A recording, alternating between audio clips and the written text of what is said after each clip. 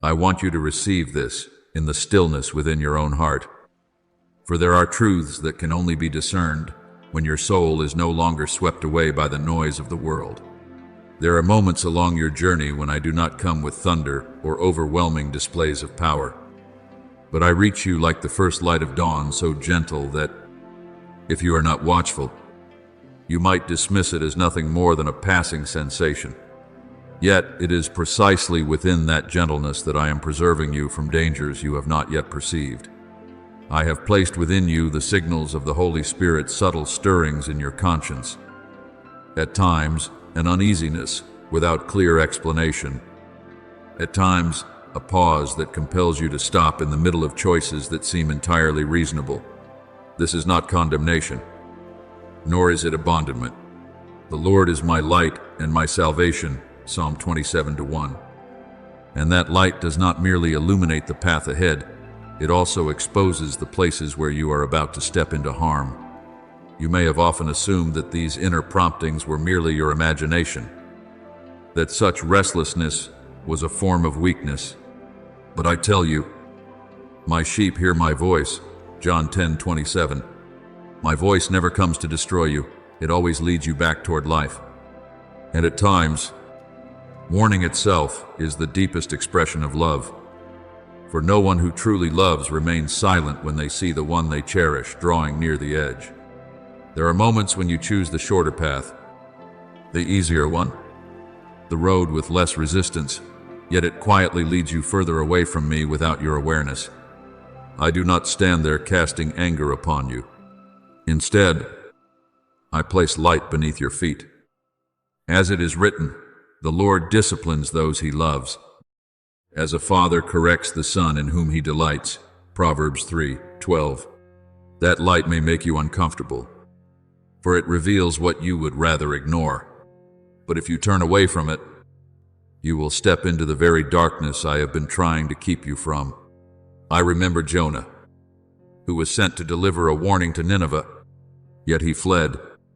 Believing he could distance himself from the calling, he boarded a ship and set out in the opposite direction, thinking his silence could dissolve the command. But I did not abandon him in that misdirection.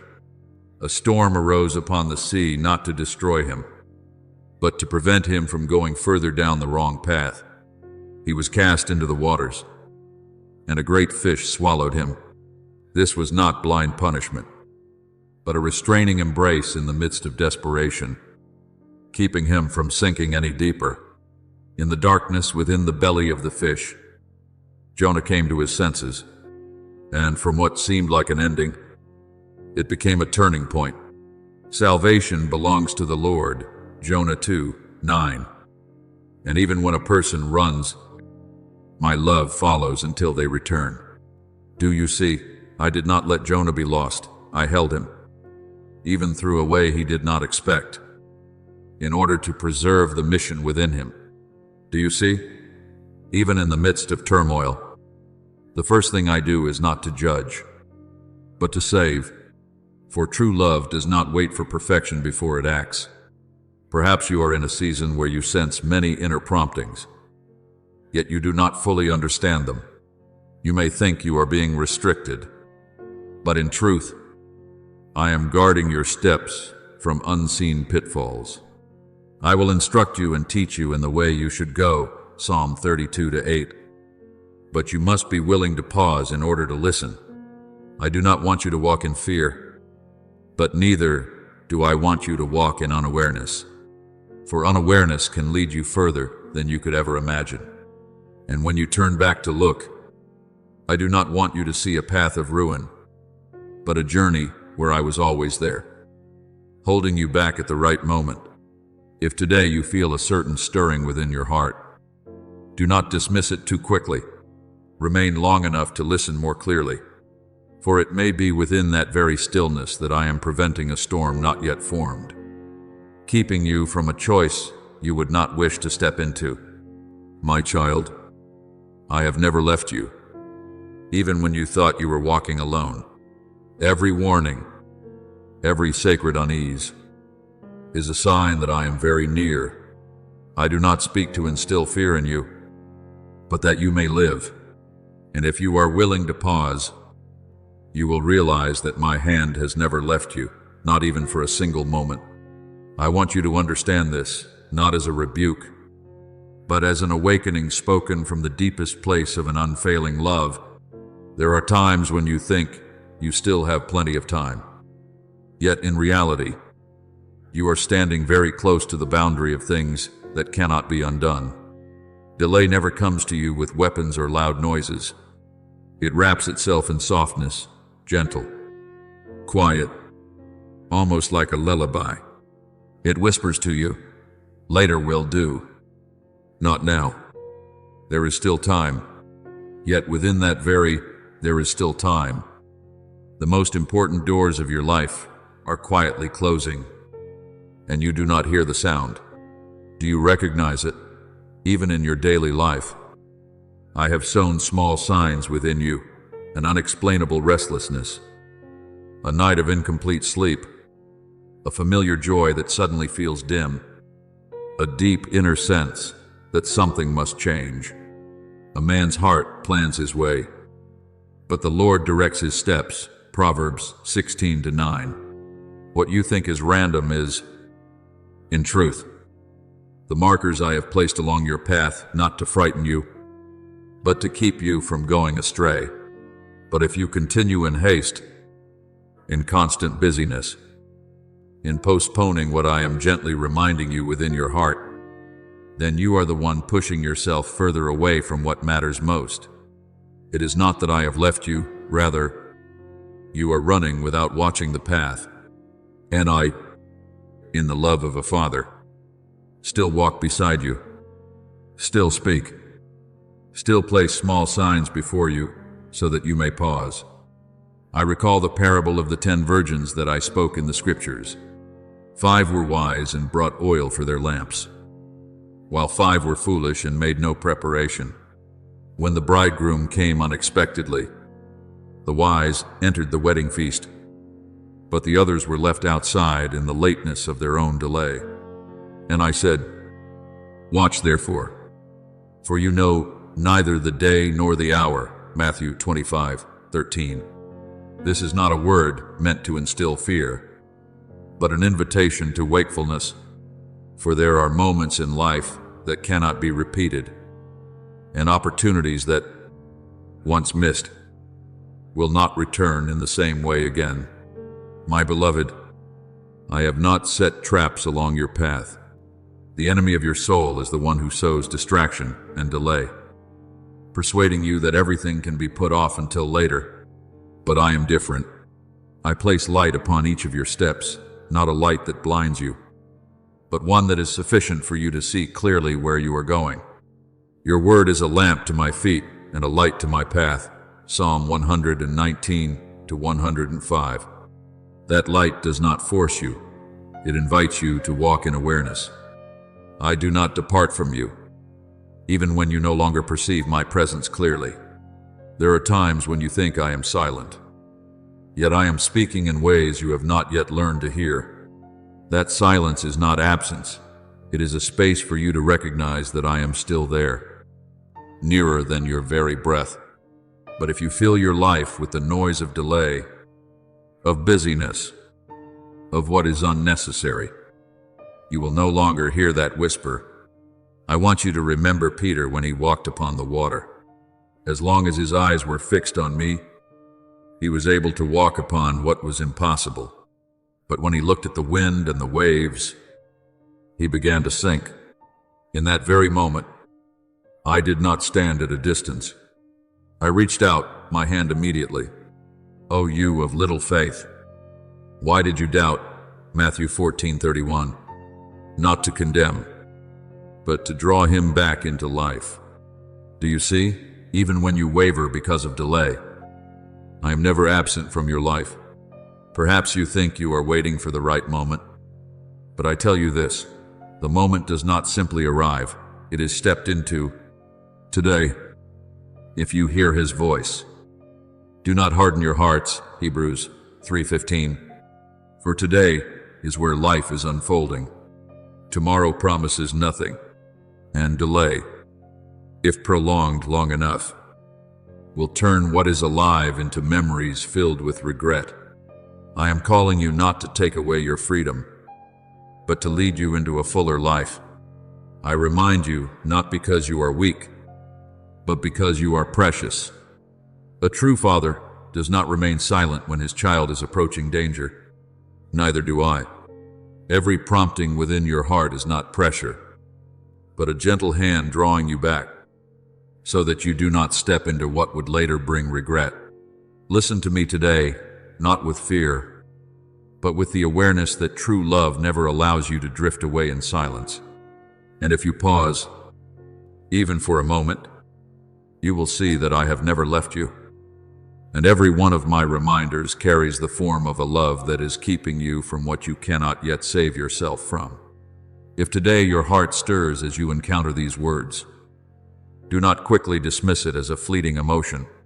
I am knocking at the door of your heart not with thunder, not with force, but with the patience of a love that does not withdraw. Behold, I stand at the door and knock. If anyone hears my voice and opens the door, I will come into him.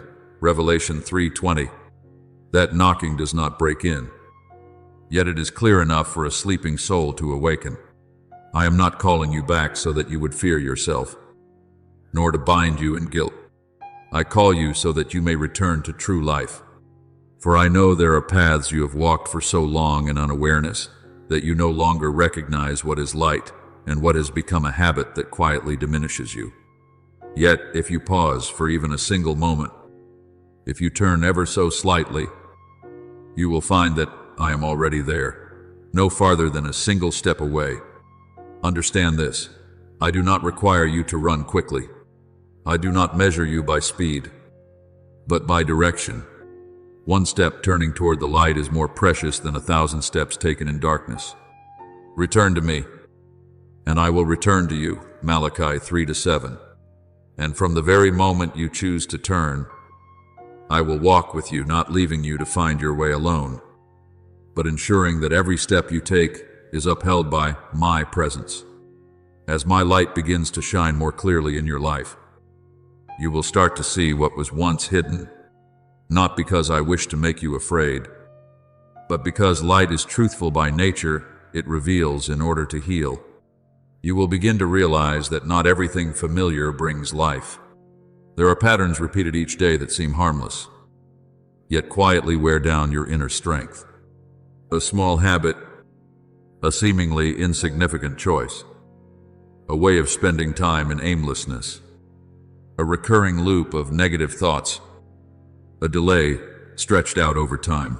All of these are not loud, yet they are persistent, like water dripping upon stone.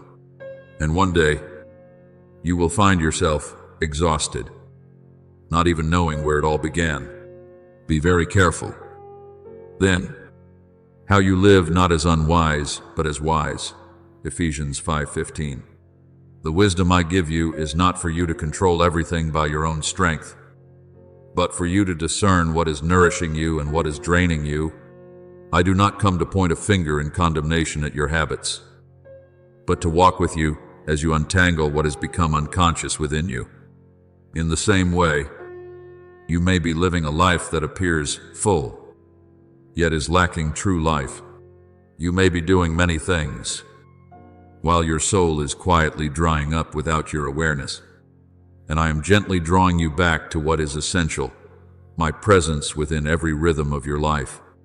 There are habits that are not overtly wrong, yet they gradually pull you away from the stillness needed to hear my voice. There are distractions that are not immediately dangerous, yet they dull the sensitivity of your soul. And when the soul is no longer sensitive, it becomes difficult to distinguish between the voice that guides and the voices that pull you away. But I do not leave you alone in this process of awakening. On the contrary, the very light increasing within you is a sign that I am restoring your ability to discern. Light shines on the righteous, Psalm 97:11. That light is not only to show you the path, but also to help you see yourself more clearly. You may feel a measure of discomfort as you begin to recognize these things. This is natural, for light always reveals the familiar places you once leaned upon. But do not be afraid. I do not allow you to see so that you may be wounded, but so that you may be set free. I want you to receive these words, not as condemnation, but as truth spoken from an unchanging love, for I know there have been moments when you chose what felt easier, simply to avoid the tension of change. One step back to find temporary ease. One silence to avoid confrontation. One quiet assurance to yourself that it can wait. And those small moments do not remain isolated. They quietly join together into a current, carrying you further than you ever intended to go. There is no beginning so large that you immediately recognize its consequences. But let me give you an image so you may understand. A drop of poison falling each day may not alarm you. Yet it patiently seeps through the soil, through every root, until an entire forest grows weak without anyone knowing when it began. See to it that no bitter root grows up to cause trouble and defile many. Hebrews 12:15. The danger does not lie in the first moment, but in becoming accustomed to it. I see clearly how people rename the very things that are leading them away from life. You call it personality, habit. Everyone does it, or just a little. But truth does not change simply because you change its name. And I do not say this to weigh you down, but to set you free. For no one can be healed if they no longer dare to call by its true name what is binding them. My beloved, every action you choose carries a depth beyond its surface. A word that seems harmless may sow coldness. A glance that appears fleeting may carry quiet contempt. A night spent in aimlessness instead of remaining with me in stillness. A way of eating to escape your emotions rather than facing them. These are not merely behaviors. They are subtle directions in which you are handing control over to your emotions instead of to me. For where your treasure is, there your heart will be also. Matthew 6:21. And where you place your treasure will determine what is guiding you. When you repeat small choices without awareness, they begin to carve pathways within your soul. And those pathways do not require loud moments to form. They only require repetition, sustained in silence. I have given you your body not as a burden, but as a finely tuned instrument for living fully upon this earth. Every heartbeat, every breath, every limitation of your body carries the wisdom of the Creator. When you misuse it, when you ignore the signals of fatigue, when you push it beyond its limits in unawareness, you are, in effect, diminishing the gift I have entrusted to you. Yet I do not say this to bind you in guilt, but so that you may relearn how to honor the life I have placed within you. So it is with your soul. It was not created to carry bitterness, envy, delay, or indulgence. It was created to reflect my life. But when you allow these things to accumulate day after day, you place upon it burdens that do not belong to it. And then you will find yourself weary without understanding why, depleted without knowing the cause. Disobedience, my child, rarely appears in grand forms. It begins in the smallest things you overlook. A moment when you know what is right but do not act. A moment when you hear my prompting within but choose to delay. A moment when you see the light clearly but turn away because it requires change. And those moments, if left unrecognized, will quietly weaken the sensitivity of your soul. Today, if you hear His voice, do not harden your hearts. Hebrews 3:15. A hardened heart does not form in a single day. It is shaped through the repeated act of ignoring my gentle call. And when this continues, you will find yourself gradually losing the courage you once had, the courage that enabled you to stand firm in trials, that empowered you to choose what is right, even when it was difficult. But I do not stand by in silence as you drift away. I speak from the very first missteps, not to frighten you, but to prevent you from going further than you can return on your own. For I see not only your present, but also where you are headed if you continue along that path. Do you remember Peter, when he walked upon the water? He did what no one thought possible, only because his gaze was fixed on me. But when he began to focus on the wind and the waves, he started to sink. And immediately, I reached out my hand, not allowing him to sink deeper, not letting him be lost beneath the waters, but holding him at the right moment. Matthew 14:30-31. This is how I always act. I intervene early, so that you are not carried too far away. I do not wait until you are broken to call you back. I call you the moment you begin to slip away from true life. For I love you not only at the destination, but in every step you are taking. And if today you are able to hear this, it is not by chance.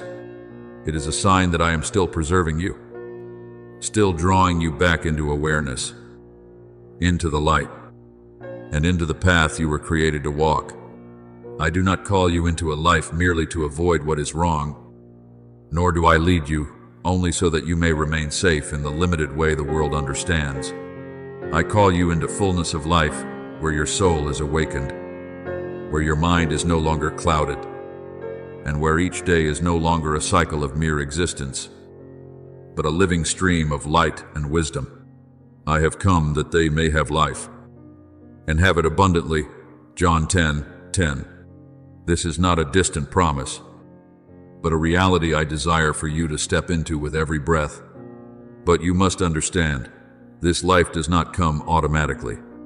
It is formed through discipline infused with love, not the discipline of pressure or fear, but the discipline of one who understands that every small choice is either building or dismantling their own future. When you dare to say no to what is momentarily comfortable, you are saying yes to something greater that you cannot yet see. When you refuse a compromising habit today, you are opening a door of freedom for tomorrow. For God has not given us a spirit of fear, but of power and of love and of self-control. 2 Timothy 1-7. That self-control is not a burden, but the mark of a soul being restored into the order of life. I want you to learn to treat your body as a temple, not as a tool for momentary indulgence. I have placed life within every breath you take, not for you to exhaust it unconsciously, but for you to live with deep reverence for that gift. When you listen to your body, when you know how to pause before excess, when you choose to nourish rather than to misuse, you are entering into a form of worship that is quiet, yet deeper than words. In the same way, time is not something that simply passes for you to consume. It is a sacred river I have entrusted into your hands to steward. Every moment you use is shaping your soul. And when you choose words that heal instead of words that wound, when you choose forgiveness instead of holding on to the weight of resentment, you are stepping into the true nature of the love I placed within you from the beginning. These things may seem small, yet they are the very foundation of a life built in the light. No great faithfulness is ever formed apart from small choices, repeated quietly over time. I know there will be moments when you feel weary in this journey. There will be times when you feel you lack the strength to remain disciplined, the steadiness to stand firm, the clarity to continue. You may fall. You may feel like letting go. You may even question whether any of your effort truly matters. But it is precisely in those moments that I do not withdraw from you. On the contrary, I draw nearer. A bruised reed he will not break, and a smoldering wick he will not snuff out. Isaiah 42:3. I do not love you because you are perfect. I love you because you belong to me, even in your weakest moments. Yet neither will I allow you to remain in a life of compromise. For you were not created merely to pass through your days, but to reflect the glory of my life in this world. And so, even when you are tired, I gently draw you back to the path of awareness, not by pressure, but by the steadfastness of a love that never lets go. Let me take your hand in this journey, not in haste, not with force, but step by step, leading you out of the haze of habit into the light of truth. For there are familiar things that, if left unexamined, can become gilded chains, beautiful on the outside, yet binding within. Many times, I have placed signs in your life before danger draws near, like the sky changing color before a storm, like the stillness of the wind before the tempest rises, like a quiet unease in your heart before you begin to drift. Therefore keep watch, because you do not know on what day your Lord will come. Matthew 24-42. Watchfulness is not a life of fear, but a life lived with eyes open to my leading.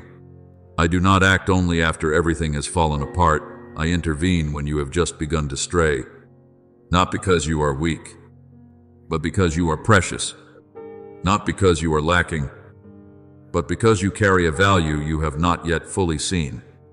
And this world constantly seeks to trade your soul for temporary comfort, for choices that appear harmless. But I will not remain silent as you slowly drift from the light. I will not turn away when you begin to lose your way. I will speak. I will place pauses along your path.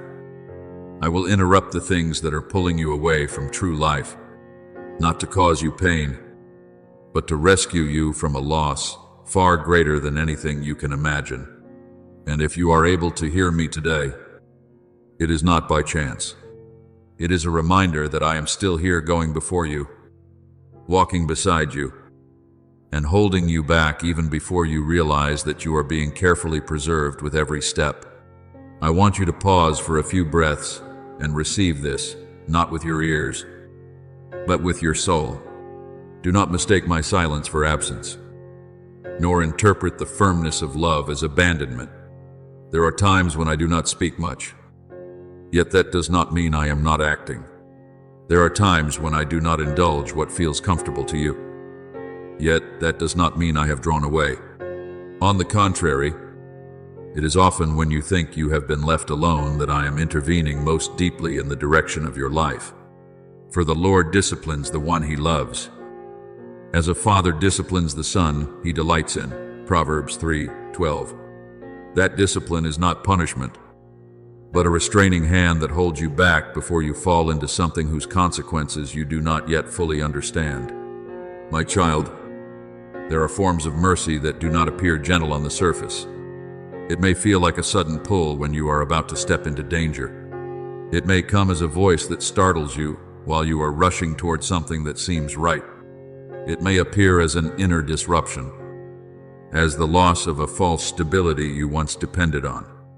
Yet all of it carries the same meaning. I am holding you back. I do not stand still while you move toward choices that could break you from within. I do not allow you to enter doors that seem like opportunities, but actually lead to a deeper emptiness than you can imagine. There are times when I slow down your plans, times when I close paths you believed were opening wide, times when I remove something you thought indispensable, but you do not yet see the whole picture. For I know the plans I have for you, Jeremiah 29-11. Those plans are not limited by your immediate desires, but are woven from eternal wisdom, where there is no error, no deficiency. There are things that, if you were to receive them too early, would become burdens instead of blessings. There are doors that, if opened at the wrong time, would not lead you to fulfillment but to a subtle emptiness. And I, seeing the road ahead in its entirety, must at times restrain you precisely at the point where you believe you are most right. I know you may call this adversity. You may think you are being delayed, obstructed, deprived of what you deserve.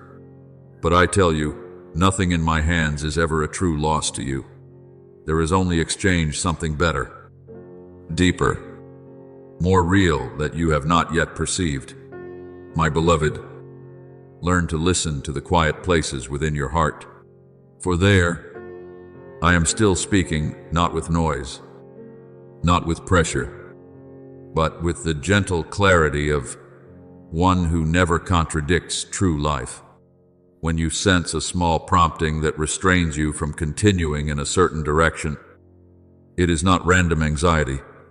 It is my whisper. Your ears will hear a voice behind you, saying, "This is the way, walk in it," Isaiah 30-21. But you must pause long enough to hear it.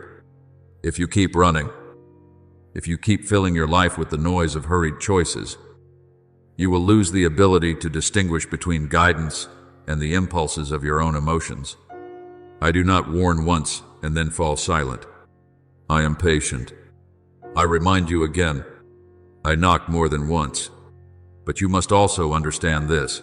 When you continually ignore me, it is not that I withdraw, it is that you are weakening your own ability to hear. And one day, it will not be that I am quieter, but that your heart has become too loud to recognize me. There are opportunities bound to their appointed time, not because I limit you, but because you are living within a current of time ordered by wisdom. I see the full picture that you do not yet see. I know when it is time to step forward, when it is time to pause, and which doors open only within a certain season. If you delay too long, you do not lose me, but you may miss the rhythm of what I am doing. You may think you are still in control, but I tell you this, true control exists only in connection with me. When I am at the center, you stand secure. When I am pushed to the margins, everything you try to hold together by your own strength will eventually begin to shake. Yet, even in that instability, I am still here, not a step away, ready to steady you, ready to lead you back, ready to restore order to what has been unsettled within you. For to me, you are never something to be abandoned along the way. You are the one I continually pursue with an unchanging love. I do not intervene in your life as a force that imposes, but as a father who will not allow you to lose yourself in what you think is harmless. For I see more clearly than you small choices, repeated habits, indulged emotions, and delays you consider normal. All of these are gradually leading you toward spiritual dead ends that, if left unaddressed, you will not be able to escape on your own. But my child, my mercy is not a resource that runs dry. It does not grow weary. The only thing that prevents it from fully operating in your life is when you close your heart. For I do not force love, I invite it. Come to me, all who are weary and burdened, and I will give you rest. Matthew 11:28. But you must come. You must acknowledge. You must speak, not with perfect words, but with a simple truth. I need you. That one sentence alone is enough to open a door you thought had been shut. And when you do, I do not stand at a distance. I step in immediately, not leaving you to manage the broken pieces within yourself. There are places within you that need to be stirred again, not to wound you, but to bring you back to life. For I know there are areas of your heart that have grown numb, not because you are weak, but because you have been hurt. There are disappointments you have not named, promises that once gave you hope but later left you broken, efforts you made that were never returned.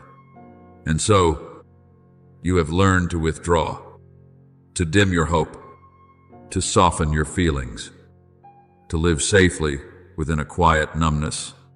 But I did not create you to exist in a state that is half alive and half numb. I created you so that your soul would be able to respond to true life.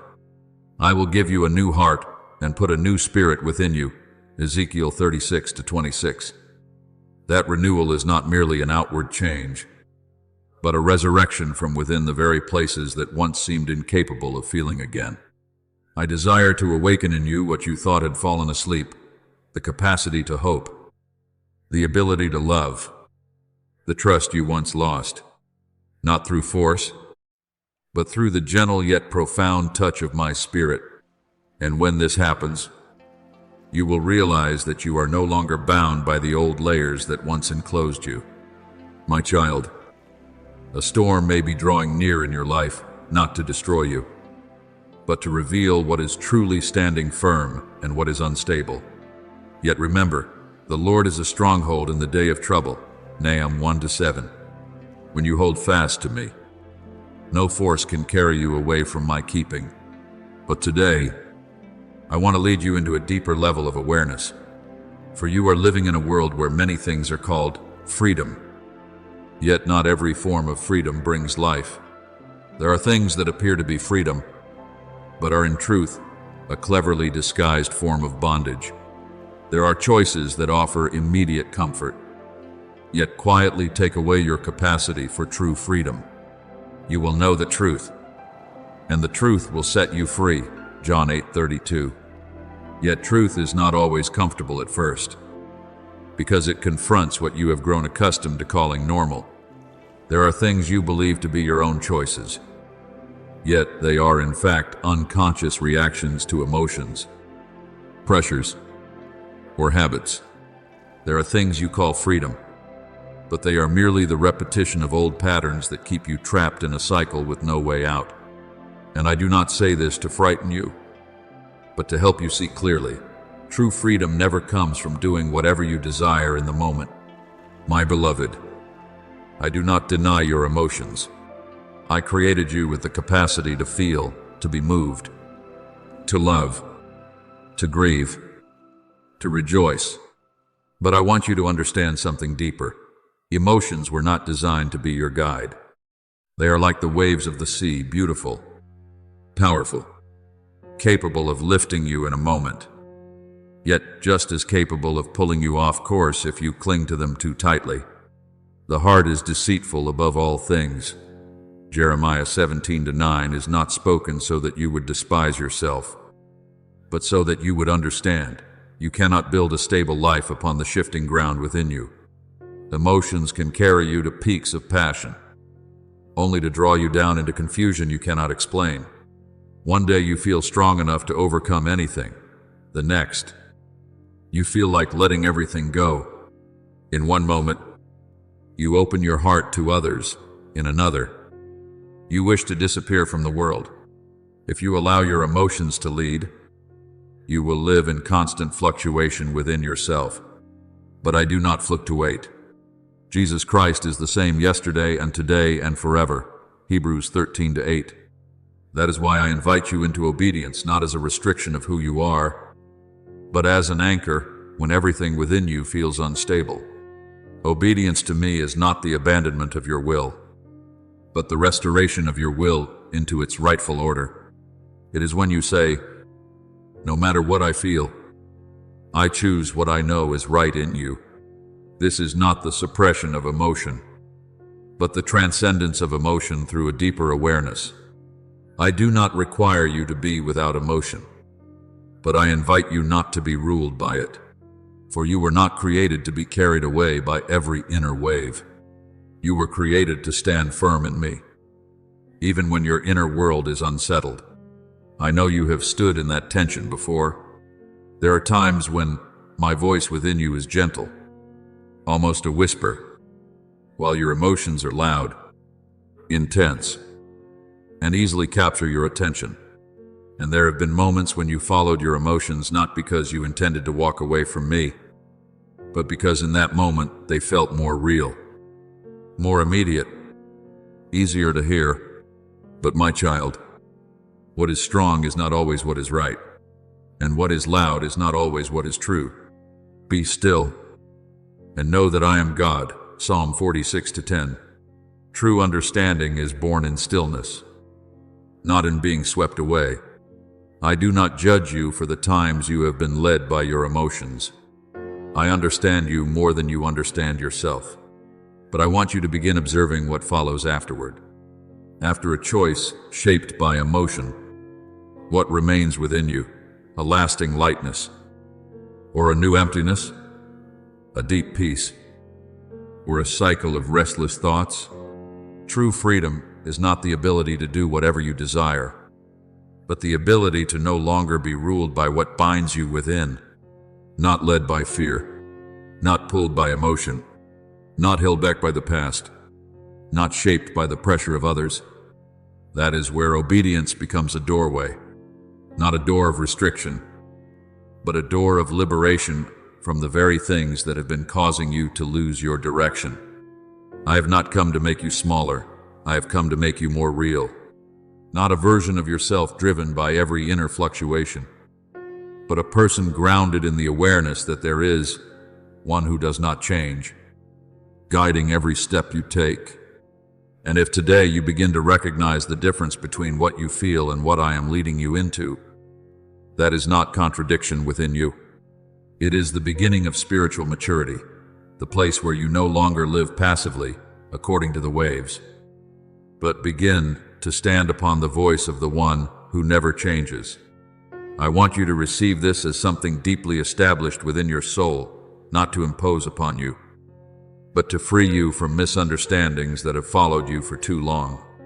Obedience does not strip away your identity. On the contrary, it is the process I use to refine and shape your identity into alignment with my original design. For you are not created to be governed by wounds, defensive reflexes, or unhealed memories. You were created to reflect my light in a form that is uniquely yours and cannot be replaced. For we are His workmanship, created in Christ Jesus. Ephesians 2:10. A work does not form itself out of chaos.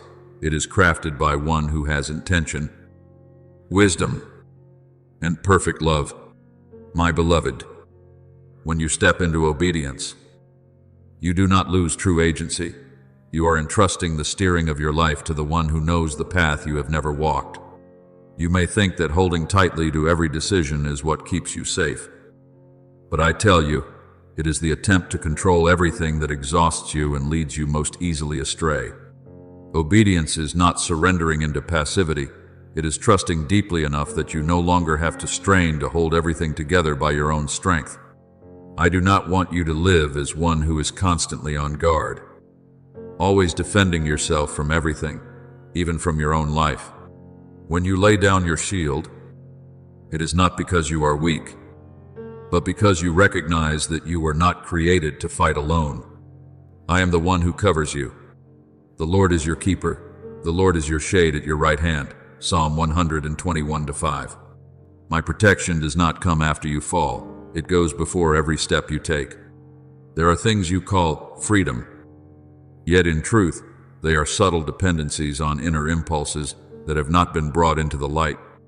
Emotions that are not guided will become the most demanding rulers. Desires that are not rightly ordered will become invisible barriers, keeping you from stepping into true life. And your attempt to just be yourself without guidance can, at times, lead you into a prison that is difficult to recognize, a place where you believe you are free, yet are in fact being governed by your own reactions. But I have not come to confine you within rigid patterns. I have come to free you from those unseen chains. I want you to live as a child, not as a servant to your shifting inner states. So, if the Son sets you free, you will be free indeed. John 8:36. True freedom is not found in following every feeling, but in no longer being ruled by them. You will come to realize that obedience does not weigh you down, it makes you lighter. For when you are no longer carrying the burden of controlling every outcome, you begin to enter into rest within your soul. I did not create you to live under the constant strain of directing everything on your own. I created you to be led. There will be times when my path does not align with your expectations. There will be moments when you look at others and wonder why they seem able to live in ways that you are not permitted. But my child, I did not create you to replicate another's life. Before I formed you in the womb, I knew you. Jeremiah 1-5. You are an original intention from me, not a copy in the world's chain of comparison. Light cannot shine if it remains hidden in the shadows of compromise, and neither can you, if you continue to live in order to satisfy every voice around you. You will gradually lose the brightness I placed within you from the beginning. Obedience to me will at times require you to step beyond the comfort of what is familiar, not because I wish to trouble you, but because I am leading you to where you truly belong. I know there will be moments when your hands tremble as you choose what is right instead of what feels easy. There will be times when you feel the tension between your present emotions and the deeper leading within you. But it is in those very moments that you stand before the doorway of spiritual maturity. And each time you choose to trust me more than your own fluctuations, you take another step into true freedom. Trust in the Lord with all your heart, and lean not on your own understanding. In all your ways acknowledge him, and he will make your paths straight. Proverbs 3-5-6. I do not take away your ability to think. I place it in its rightful order under the guidance of the one who sees the whole path. My beloved, true freedom does not come from being without restraint, but from being anchored in what does not change. When you abide in me, you are no longer carried away by every inner wave. You begin to stand firm, not because you are strong in yourself, but because you are being held. And as you walk in that obedience, you will discover something deeper. You are not being diminished, but restored to your true measure, a child who is loved, guided, and kept within a light that never fades. As you continue stepping into this obedience, I want you to recognize a deeper truth, one that not everyone is willing to face. Not everything that feels reassuring comes from me. There is a kind of peace that is merely a thin covering over dependency, rationalized over time. It is not loud, not shocking, not alarming. It simply keeps you in the same place, gently, quietly, until you forget that you were ever called to move forward. There is a way that seems right to a man, but its end is the way of death. Proverbs 14:12. That path does not always appear dangerous. On the contrary, it often feels familiar, comfortable, and reasonable, so much so that you see no need to leave it. I am leading you beyond the surface of life, into a place where you begin to discern what truly sustains you and what merely conditions you to remain unchanged. There are things you call stability that are, in truth, stagnation disguised as safety. There are things you call peace that are actually the gradual numbing of your soul. My child, as you begin to no longer be led by emotion, as you learn to obey rather than react, your eyes will open to a deeper awareness. You will see that not everything familiar is where I have placed you to remain. Some things are simply places where you have stayed so long that you have mistaken them for the definition of your life. It may be a relationship where you continually strive to preserve harmony at the cost of your inner truth. It may be an environment that feels safe because it demands nothing more of you, yet slowly diminishes the desires I have placed within you. It may be habits you repeat to soothe temporary emptiness, yet they never heal the deeper thirst within your soul. I do not speak these things so that you would turn away from your life, but so that you may begin to see more clearly what is truly nourishing you, and what is merely conditioning you to live less than fully. Do not be conformed to this world, but be transformed by the renewing of your mind. Romans 12:2. That transformation does not begin with grand actions, but with the ability to discern the difference between what is true and what is merely familiar. My child, I know you have been hurt. I do not diminish that. I do not deny the fractures that have formed within your heart over time. And because of that, you have turned toward what is familiar not because it is best, but because it does not frighten you further. Familiarity can be like an old blanket, no longer whole, yet enough to make you feel that you are not entirely abandoned. But I did not create you to live beneath an old covering of the past. I created you to be clothed in new life, a life not confined by unhealed memories. If anyone is in Christ, he is a new creation. The old has passed away. Behold, all things have become new. 2 Corinthians 5:17. I do not only want you to feel safe, I want you to be truly free. And freedom is never built upon avoidance, but upon healing. You may not yet realize it, but there are things in your life that are gradually taking my place. Not because you intend it, but because you seek quick comfort more readily than deep presence. And anything that begins to replace me within your heart, no matter how subtle, becomes a form of bondage, even if it is dressed in the appearance of stability. But I have not come to strip away everything you are holding on to. I have come to show you what is holding you back and what is lifting you up. I do not come to tear your life apart. I come to rebuild it. See, I am doing a new thing. Now it springs forth. Do you not perceive it? Isaiah 43-19. That new thing is not merely external change, but a reordering of your entire inner world where the old no longer has authority to define who you are. My beloved, I do not lead you out of the familiar only to bring you into uncertainty. I lead you out of former limitations to bring you into a broader life you have not yet experienced. But to enter it, you must be willing to release what once helped you survive, but can no longer help you truly live. There will be moments when you feel as though you are standing between two worlds. On one side, the familiar that offers a sense of safety.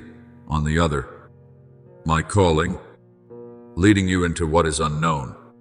And in that moment, you will not choose by emotion, but by trust. I do not ask you to understand the entire path before you take a step. I simply invite you to walk with me, one step at a time. Trust in the Lord with all your heart and lean not on your own understanding. Proverbs 3-5. For there are things you will only see clearly after you have left what is behind.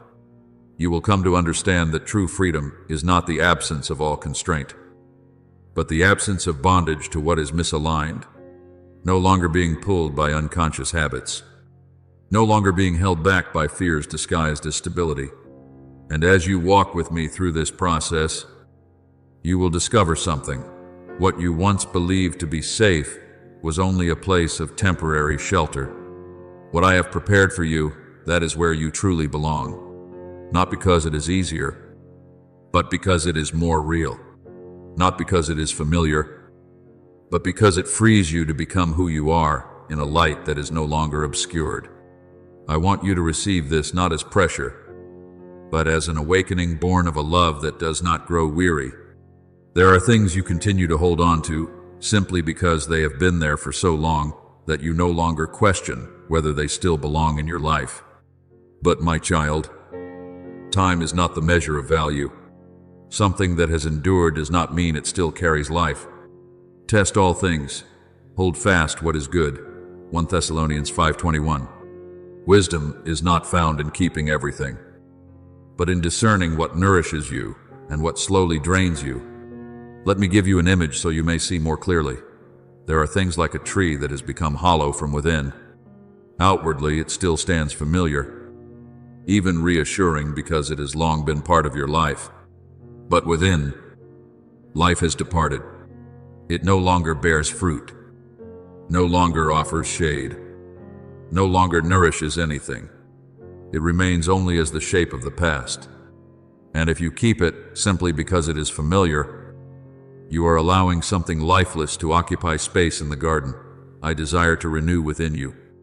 In the same way, there are walls you have built or unconsciously maintained. They once gave you a sense of safety, helped you avoid harm, served as support when everything felt uncertain, but time has changed their meaning. There are walls that, at a certain point, no longer protect you. They block the light, and I stand there, not to break you, but to invite you to see what is keeping you in the shade when the light is waiting to pour in. God is light, 1 John 1-5, and that light never harms you. It reveals in order to heal, it illuminates in order to set free. My beloved, I know there are things you hold on to, not because they are perfect, but because they are familiar, and familiarity can create a false sense of safety, a feeling that if you let go, you will fall into an unnamed emptiness. But I tell you, it is in the letting go that you begin to see what truly sustains you. Do not be afraid to name your chains, even when they appear gentle, for there are chains that do not bind through pain, but through familiarity. You do not recognize them as bondage because you have lived within their limits for so long. But you were not created to walk limping through your spiritual life. You were created to walk steadily, freely, and fully in me. I have come to proclaim freedom for the captives, Isaiah 61:1. Yet that freedom always begins with recognition. I do not break you with force. I open your eyes with light. You must have the courage to speak truthfully to yourself and to me.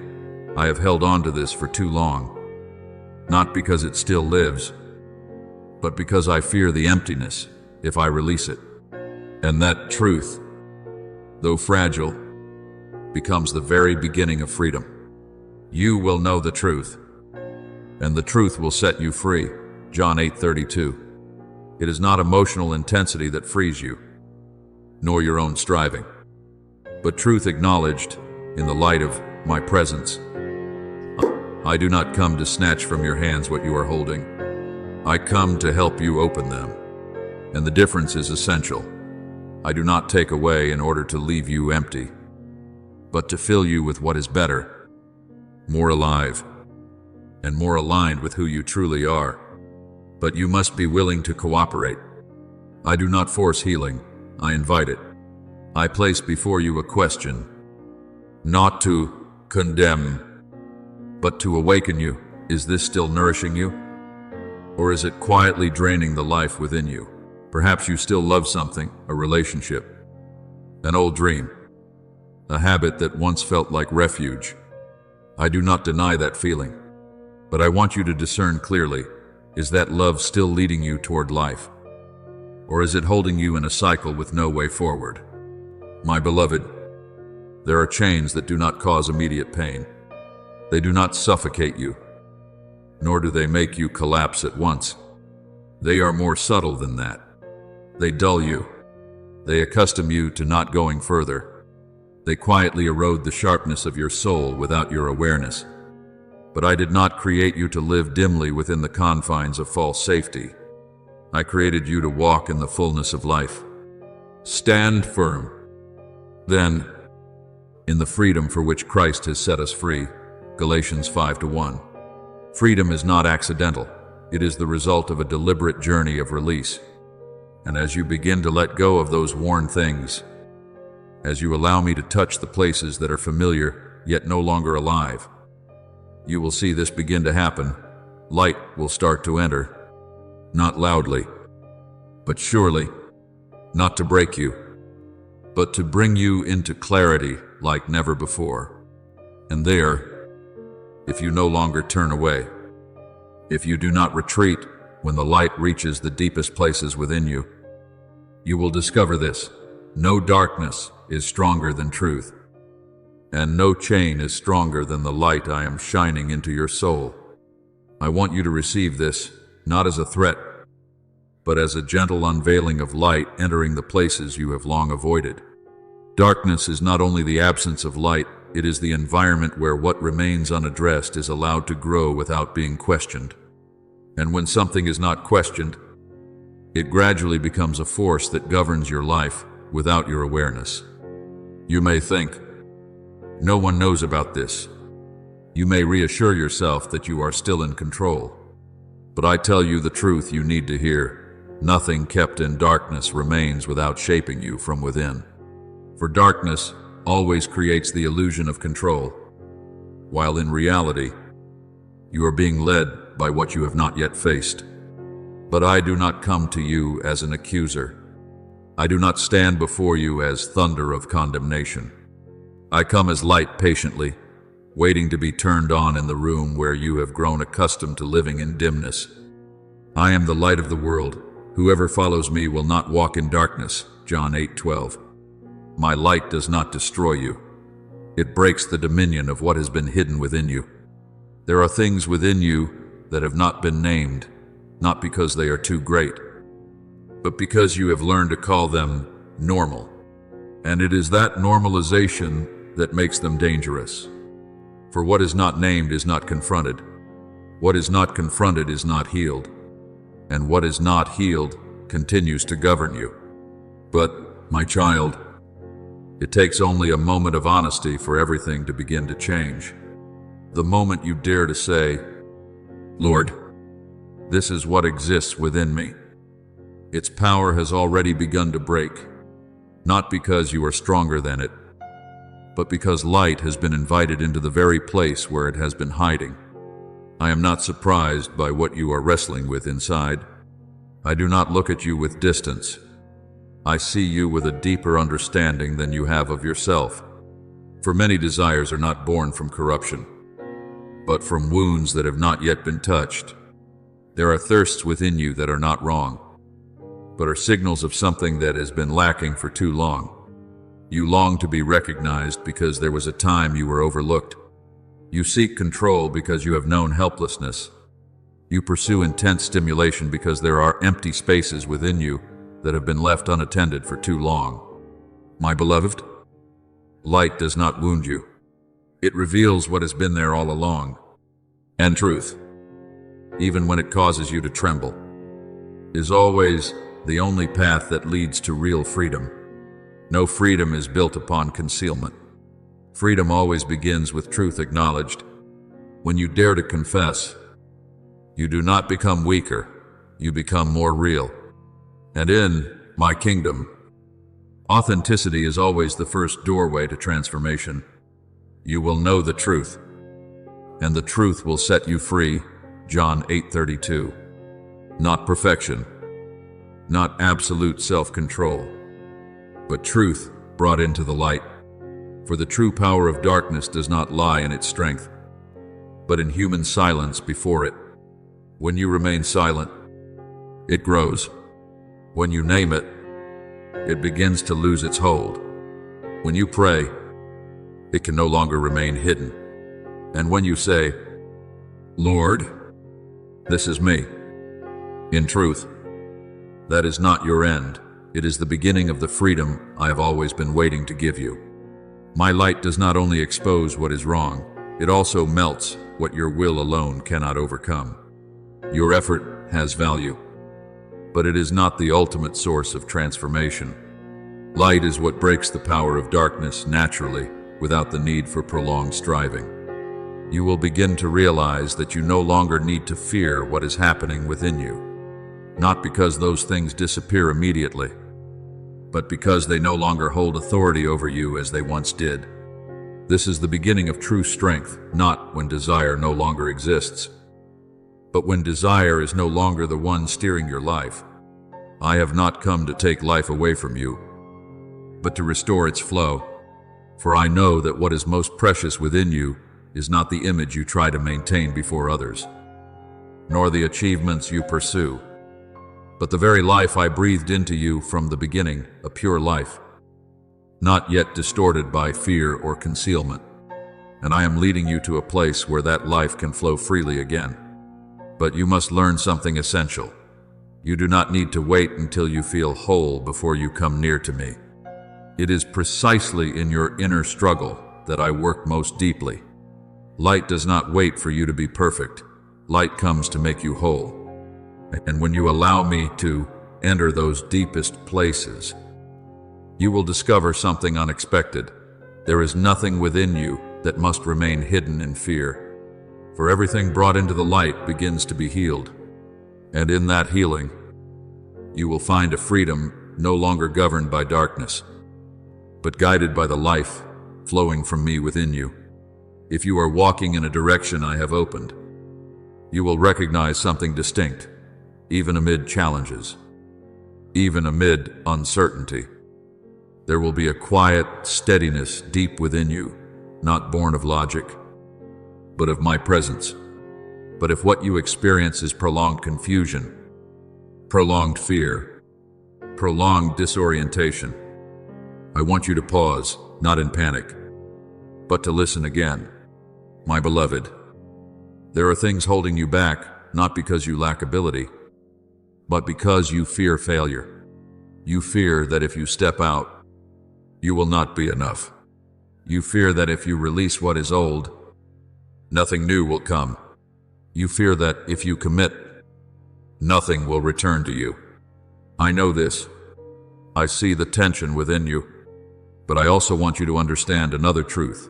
Faith never requires guarantees in advance. The righteous shall live by faith, Romans 1:17. This means you move forward not because you see the outcome clearly, but because you know who walks with you.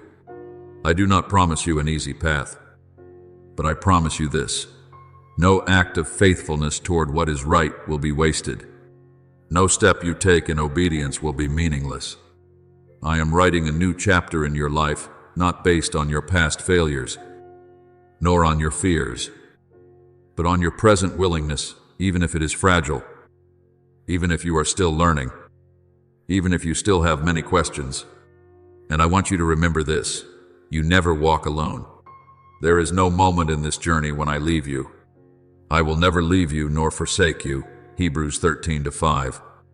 Therefore, walk not with the pressure of having to prove anything, but with the peace of one who knows they are loved and guided step by step.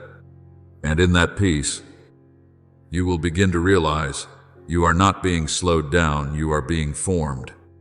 You are not lost, you are being led back into alignment with what I have intended for you from the beginning. My beloved, you are closer than you think, not in a way you can measure by feeling, but in the quiet way I am arranging things within you. Restoration does not always come like a great wave. More often it comes like the dawn no one sees the moment it begins. Yet everyone recognizes when it has arrived. Commit your way to the Lord, trust in Him, and He will act, Psalm 37:5. Not with noise, but with unwavering faithfulness. I am working within you in ways you cannot yet fully perceive. There are things being reconnected, things being healed, things being set back into order, even if you cannot yet sense the movement. But I do not cease. You need only keep walking, not with perfect strength, but with a heart that does not give up. I know you do not always feel strong, but I do not require strength in the way you imagine. I ask for faithfulness. For whoever is faithful in little is also faithful in much, Luke 16:10. And those small steps are building something far greater than you can see. You are not walking in aimless darkness. You are walking with a lamp I hold in my hand, enough light for each next step. Not to show you the entire path, but to ensure you never walk alone. I have planted within you a hope that is not easily broken. But hope does not grow on its own. It must be tended through faithfulness, through small but consistent choices, through continuing to walk even when you cannot yet see the whole path. There are times when your perseverance in the midst of inner brokenness becomes the most powerful testimony, not because you have never been weak, but because you have been weak and still risen again, not because you have never stumbled, but because you have stumbled and still kept walking. That is what marks your life with something words cannot replace. My beloved, many stand at the edge of true life. They hear about faith. They hear about transformation. They hear about light, yet they do not cross the threshold. For doubt is familiar, while stepping into faith requires letting go.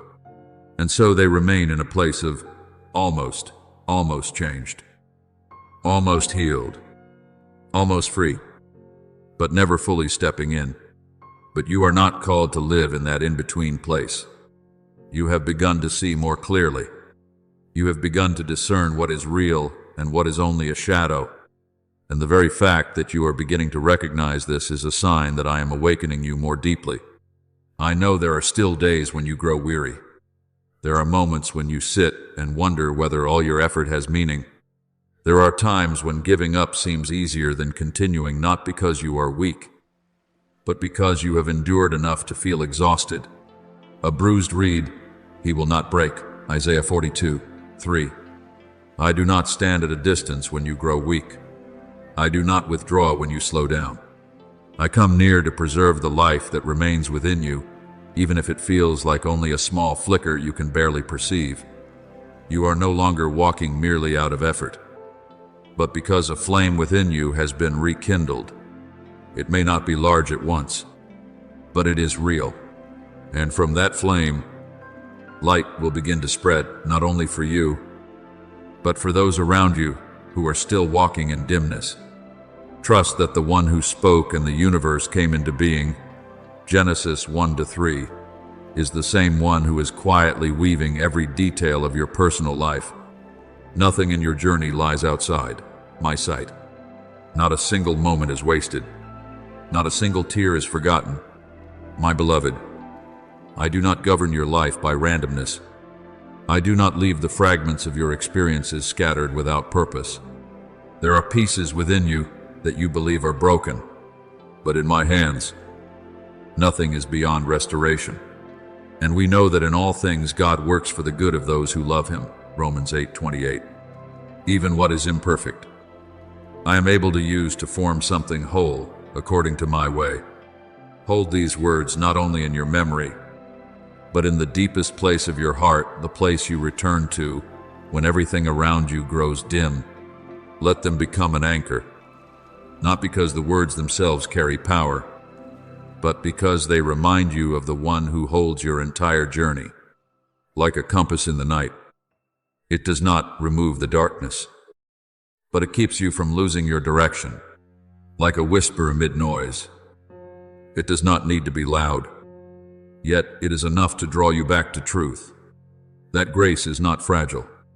It is not easily broken by your mistakes, not exhausted by your weariness, not limited by your stumbles. It is deep enough to reach every fractured place within you, wide enough to cover the parts you have not yet dared to face, and strong enough to lift you from places you cannot escape on your own. My grace is sufficient for you, 2 Corinthians 12-9. Not sufficient in a temporary sense, but sufficient in fullness. My beloved, I do not promise you a journey without valleys, but I promise you this: no valley is deep enough to separate you from my hand unless you choose to let go. No failure can bring an end to what I have begun in you. No brokenness lies beyond my ability to restore. I am not only drawing you out of what is harmful, I am leading you into a deeper restoration, where even the places that were most wounded become the very places where light enters most clearly. And when you begin to look back, you will not only see what you have gone through, you will see something greater. Every step you thought was misdirected, every moment you believed you were delayed, every tear you thought was meaningless, all of it has been woven into a process where nothing is wasted. Therefore, keep walking, not with the anxiety of needing to understand everything, but with the trust that there is one who understands it all for you. And in every step, I am still holding you, not only to keep you from falling, but to shape you into the person I saw long before your journey ever began. Thank you for listening to this message. Know this: you are not merely an audience. You are chosen to live daily in the presence of the Word of God. Do not forget to subscribe and turn on the notification bell so you will not miss any spiritual message. Amen. My beloved child, before you come to understand the journey ahead, I want you to pause here at this place where stillness is not emptiness, but the ground where the deepest things are revealed. There were moments when you thought your days passed without meaning, when quiet hours went unseen, when nights found you wondering whether you had been forgotten in the vast current of life. Yet I tell you this: not a single moment of your life has fallen outside my sight. As it is written, even the very hairs of your head are all numbered, Luke 12:7. This is not merely comfort, it is the unshakable truth that every step you take, every breath you draw, is held within my unceasing attention and care. And then, within what seems small and unnoticed, you begin to sense a subtle, stirring something you cannot quite name, yet cannot deny. Do not rush to dismiss it. It is not imagination. It is a calling rising from the depths, from the place where your soul was marked from the very beginning. As it is written, before I formed you in the womb, I knew you. Jeremiah 1, 5. You are not lost, you are being awakened. What is rising within you is a sacred remembrance of the purpose you have always carried. A promise planted in you long before you came to understand yourself. You may not realize it, but it is often in your weakest days that I am working most deeply within you. When you feel weary, when your heart grows heavy over what is yet to come to pass, when you question why the journey seems so long, this is not delay, but preparation. As it is written, He heals the brokenhearted and binds up their wounds. Psalm 147:3. I am not in haste with you, for I am not only bringing you to a destination, I am shaping you so that you can carry what I am about to entrust to you. Obedience, my child, is not the loss of your authority, it is the returning of your direction into the hands of a greater light. When you choose to listen to my whisper instead of the noise of fear, you are not losing yourself. You are rediscovering who you truly are. You have carried judgments that did not come from me, wounds that caused you to question your worth. But I do not call you by what you have been through. I call you by what I have ordained. As it is written, all things work together for good to those who love God. Romans 8:28. Even what you once saw as mistakes is being woven into something good by my hand. You have not arrived at this moment by chance. There are things that have been appointed not to bind you, but to guide you. This very moment, the place where you now stand, is not accidental. It is the meeting point between the path you have walked and the future now unfolding. And I, who hold time itself, saw this day long before you ever knew it. As it is written, with the Lord a day is like 1,000 years, and 1,000 years are like a day. 2 Peter 3:8. This means there is no delay that exists outside my design. But my child, what I seek from you is not perfection. I do not require that you understand everything before you take a step forward. What I seek is a willing heart, a heart that dares to believe even when it cannot yet see clearly. A heart that chooses to move forward even without having every answer. For it is within that simplicity that the door will open, a door that no force can shut. As it is written, see, I have set before you an open door, which no one is able to shut. Revelation 3:8. And when you step through that door, you will come to realize that what you have been searching for all along was never outside of you. It has always been within you, waiting to be awakened. The light you once believed you lacked was, in truth, placed within you from the very beginning, yet it requires obedience to ignite and trust to be made manifest. Do not fear the darkness you have passed through, for it has become the very backdrop that allows your light to be seen more clearly. I have seen you in the days when you believed no one noticed. I have heard you in the moments when you thought no one was listening. And I have held you in every instant when you felt like giving up. You are not unknown. You have not been forgotten. You are part of a design far greater than what you can presently comprehend. So continue forward, my beloved, not because you have suddenly become strong, but because you have learned to trust. Not because you can now see the entire path, but because you know the one who leads you. And with every step you take, remember this, I am not only ahead of you, I am with you, within you, and working through you to complete the good work I have begun. My beloved child, there are moments you cannot explain through reason, an inner stirring so deep it feels as though something within you has been called forth from a place long asleep. Do not rush to dismiss this sensation. It is not a passing impulse, nor a fleeting emotion. It is the touch of something deeply familiar, something you once belonged to, yet which has been veiled by time and the weight of wounds. When your soul trembles in such a way, it is because truth is entering a truth not born of the world, but from the foundation I established within you from the beginning. As it is written, deep calls to deep. Psalm 42:7. The depth within me is calling to the depth within you, and your soul responds, not with words, but with recognition. You may have thought that your life was nothing more than a sequence of passing days, shaped by small decisions and seemingly random turns. But I tell you this, nothing in your life is accidental. Every step you have taken, every pause you have made, every tear you have shed, all of it belongs to a greater journey. One you did not author, yet one that has been prepared for you. As it is written, in their hearts humans plan their course, but the Lord establishes their steps. Proverbs 16:9. You are not lost, you are being led, even when you do not yet understand it.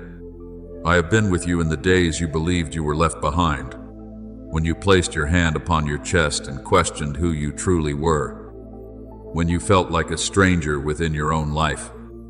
I did not depart from you. I held you in the silence, not because I had nothing to say, but because you needed to be prepared to hear.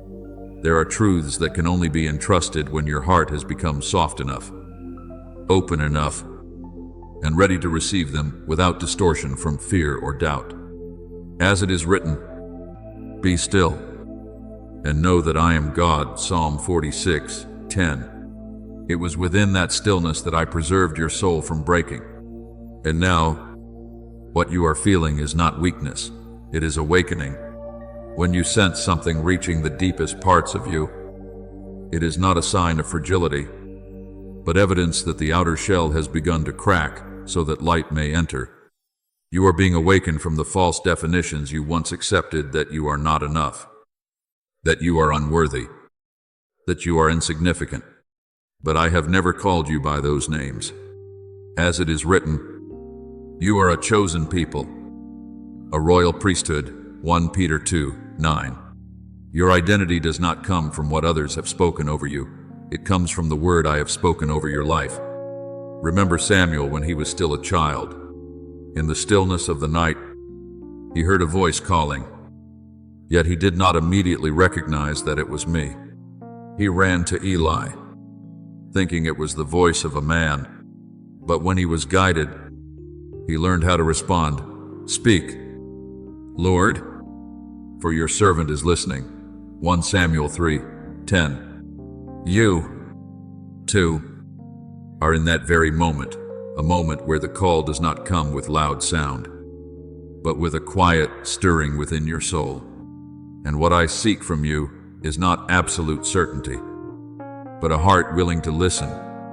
You do not create your own season, just as a seed cannot force spring to arrive sooner. Yet when the appointed time comes, nothing can prevent life from emerging. So it is with you. There is a season appointed for your life, a season in which what has long been sown within you will begin to rise and take form. As it is written, there is a time for everything, and a season for every activity under the heavens. Ecclesiastes 3:1. And your time is not confined to the past, nor endlessly delayed. It is unfolding even now. I do not come to you in noise, for not every revelation requires thunder. There are sacred things that arrive in gentleness, so subtle that only those who truly listen will perceive them. When your heart trembles without clear reason, it is because I have touched you, not to bring fear, but to awaken you, not to confuse you, but to draw you back to what you were created to become. The flame I placed within you has never gone out. It may have been covered by disappointment, by moments when you doubted yourself, by words that caused you to withdraw, but it remains. And today, a wind has come, a wind of faith, of awareness, of courage to believe in what you cannot yet fully see. As it is written, a bruised reed he will not break, and a smoldering wick he will not snuff out. Isaiah 42:3. I have not come to extinguish you, I have come to cause you to burn brightly. So do not return to what is behind you. Do not go back to the thoughts that once held you captive. You are no longer one who merely exists, you are being called to live with purpose, and what you are sensing now, though you cannot yet name it, is the beginning of a transformation that cannot be reversed. For once the soul is awakened, it cannot return to its former sleep. Listen, my beloved, not with your ears, but with your heart. And when you perceive that call, even if it is only the faintest whisper, respond, for I am calling you, not for some distant day, but for this very moment. And in your response, you will come to understand this truth. You have never been forgotten. You have always been chosen. And now you are beginning to become my beloved child. If there are days when you feel out of place within your own life, it is not because you lack belonging, but because your soul was never created to anchor itself to what is temporary. There is something within you of a different substance, a nature not confined by what fades. I have woven your heart with threads that do not belong to time, mercy that does not run dry, truth that does not change, light that does not dim, and a purpose far beyond what your eyes can see. So do not be surprised when the things the world calls enough fail to satisfy you. As it is written, He has set eternity in the human heart, Ecclesiastes 3:11. What you are longing for is not something small. It is the echo of eternity calling from within you. And when you look back upon the paths you have traveled, you may have once believed that there were seasons of emptiness, moments that carried no meaning, wounds that seemed to leave behind nothing but pain. But I tell you this, not a single part of your journey has been wasted. Everything, even the things you wish you could forget, has been gathered by my hand, like individual notes, to be woven into a prelude for what is yet to come. As it is written, For I know the plans I have for you, plans for peace and not for harm, to give you a future and a hope. Jeremiah 29:11. You have never been overlooked in that plan. You have never been excluded from that story. You have always been within it, even when you could not yet see it. There comes a moment when your soul begins to remember, not through the memory of the mind, but through a deep recognition that cannot be explained. As light begins to enter places once covered by doubt and fear, you may feel as though you are standing before something both unfamiliar and deeply known. Do not turn away from that feeling. It is truth unfolding, layer by layer. As it is written, you will know the truth, and the truth will set you free. John 8:32. That freedom does not come from outside, it begins within. When you come to recognize who you truly are. Remember the prodigal son. When he left his father's house, he believed he was pursuing freedom. But the further he went, the more he lost himself. Until one day, in his lowest place, he came to his senses and remembered who he was, a son, not a stranger. And when he returned, the father did not wait with accusation, but ran to embrace him before he could even finish his apology. Luke 15:17-20. So it is with you. What you are experiencing is not the end of a journey, it is a return. Not a return to something foreign, but to the place you have always belonged. I do not force you into this. I do not draw you by power or compel you through fear. I invite you with gentleness, with patience, with unwavering love. The place I am calling you to is not unfamiliar. It is a place where your name has been written from the beginning. As it is written, I have called you by name, you are mine. Isaiah 43:1. No one can take that from you. No one can erase what has been inscribed within my purpose.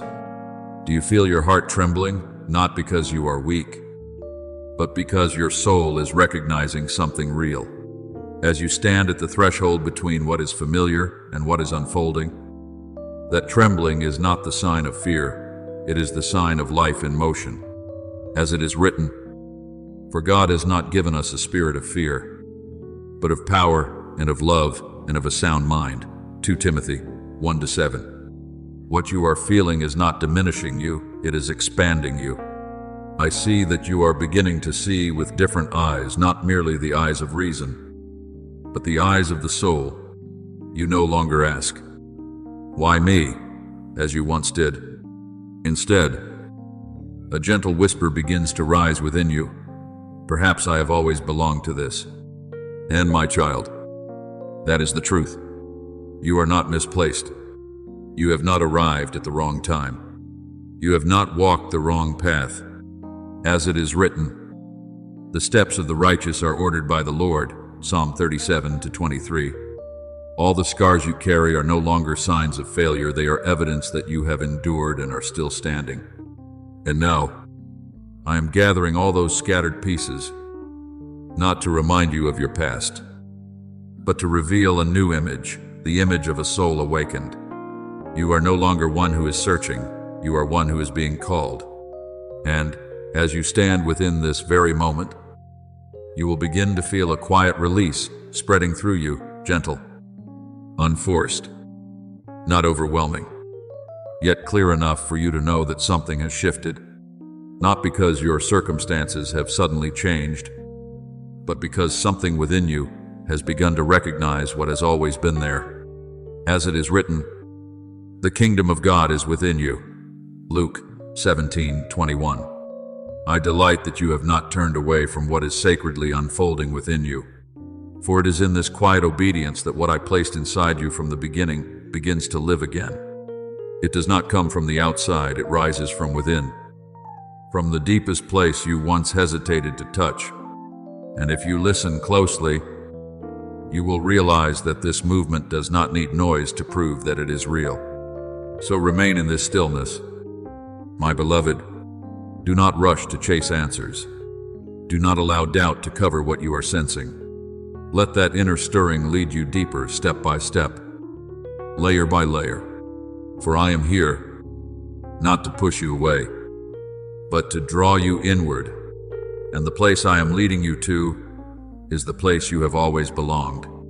My beloved child, there are sounds that never need to be spoken aloud, yet your soul recognizes them with clarity, like a familiar melody echoing from a place both distant and near. You did not learn it from the world, nor did anyone teach you how to hear it, for it was placed within you before you were formed. When I was weaving you in the hiddenness of light, I breathed into you a part of my own breath, a sacred awareness that cannot be extinguished. As it is written, then the Lord God formed man and breathed into his nostrils the breath of life. And man became a living being. Genesis 2:7. What you are sensing is not something new, it is something ancient being awakened. A call that has always been present, waiting for you to become still enough to recognize it. And so, when desires rise within you that the world cannot satisfy, do not be quick to think that you are asking for too much. You were not created to be filled by what is temporary. You were formed with a space shaped like eternity. And only when you touch what belongs to me will you truly find rest. As it is written, my soul thirsts for God, my soul longs for you. Psalm 42:1-2. Those longings are not signs of lack. They are evidence that you were made for something greater than mere existence. You may wonder why you perceive things others do not. Why what seems ordinary awakens such depth within you. It is because you do not see only with the eyes of the flesh, but also with the sight of the soul, the sight I have opened within you. As it is written, no eye has seen, no ear has heard, but God has revealed it to us by His Spirit. 1 Corinthians 2:9-10. When you sense potential where others overlook it, it is not illusion. It is resonance between your soul and what I have ordained. I did not plant that calling within you to confuse you, but to guide you. It is not a test for you to prove anything, but a thread that connects you to what you have always belonged to. When your heart stirs in response to something others may dismiss as unreasonable, it is not misalignment, it is a sign that you are hearing what not everyone can hear. And when you pause, when you choose to listen instead of rushing past it, the seed I have sown begins to break open. As it is written, the seed sprouts and grows, first the stalk, then the head. Mark 4:27-28. I do not work in haste, I work with certainty. You do not need to understand the entire path in order to begin walking. I do not require that you see the destination before you take a step. I ask for one small yet precious thing, your consent. A quiet yes in faith. A single step in obedience, and what I have prepared will begin to unfold. As it is written, trust in the Lord with all your heart, and he will make your paths straight. Proverbs 3-5-6. You do not need to chart your own way, I have gone before you. When you choose trust over doubt, surrender over resistance, you will begin to see everything shift, not because the world around you suddenly changes, but because you are stepping into the rhythm of heaven. You will no longer have to chase opportunities as before. Doors will open at the appointed time. Paths will appear when you are ready to walk them. As it is written, I will go before you and level the mountains. I will break down gates of bronze. Isaiah 45:2. So, my beloved, do not fear the call that is rising within you. Do not turn away from that inner stirring. Let it lead you deeper, not through force, but through trust. What you are sensing is not imagination, it is life awakening. And as you follow it, you will discover that you are not stepping into something unfamiliar. You are returning to what I sang over you when I created you. I smile as I see you beginning to respond, for I know that no one else can do this in your place. Obedience cannot be borrowed, nor can it be transferred. It must arise from within you, from that quiet decision known only to you and to me. Yet do not be afraid, for though you are the one who steps forward, you will never walk alone. As it is written, I will never leave you nor forsake you. Hebrews 13:5. With every step you take, I am already there, not merely observing, but sustaining and guiding you. As you begin to move, you will come to realize something profound. It is not only you who is moving, the heavens themselves are set in motion. What once seemed random will reveal itself as intentional. Doors that appeared closed will open at the appointed time. For I do not require you to become someone else. I do not ask you to take on a form that is foreign to you. You already carry greatness within you from the beginning, my word, my breath, my purpose. As it is written, we have this treasure in jars of clay. 2 Corinthians 4:7. Your value does not come from outward appearance, but from what I have placed within you. Remember David, when he was still a shepherd boy, no one imagined he would become a king. But I saw what others could not see.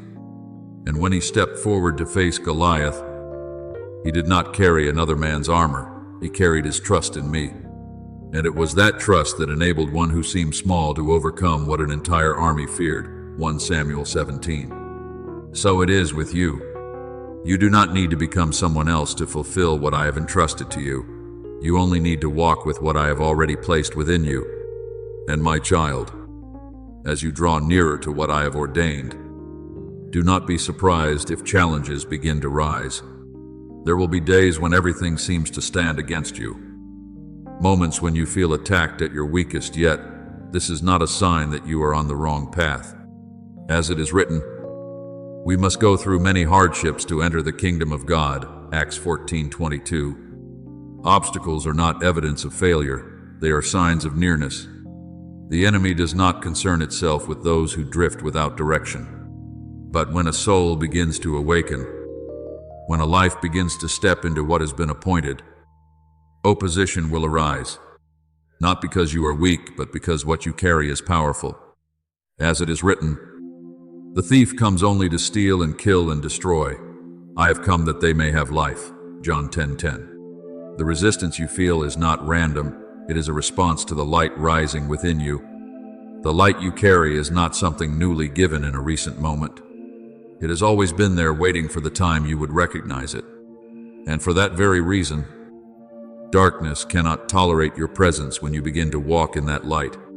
When you stop hiding who you are, when you no longer apologize for what I have placed within you, when you begin to declare what I have spoken over you, everything begins to tremble. As it is written, the light shines in the darkness, and the darkness has not overcome it. John 1:5. The closer you come to the place I have prepared, the stronger the opposition may appear, but also the more futile it becomes. For what I have begun in you, no one can stop. As it is written, he who began a good work in you will carry it on to completion until the day of Jesus Christ. Philippians 1-6. My plan does not depend on your perfection, it is secured by my faithfulness. My beloved, there may be moments when you look around and see others moving forward with ease, receiving what you have quietly prayed for over a long time.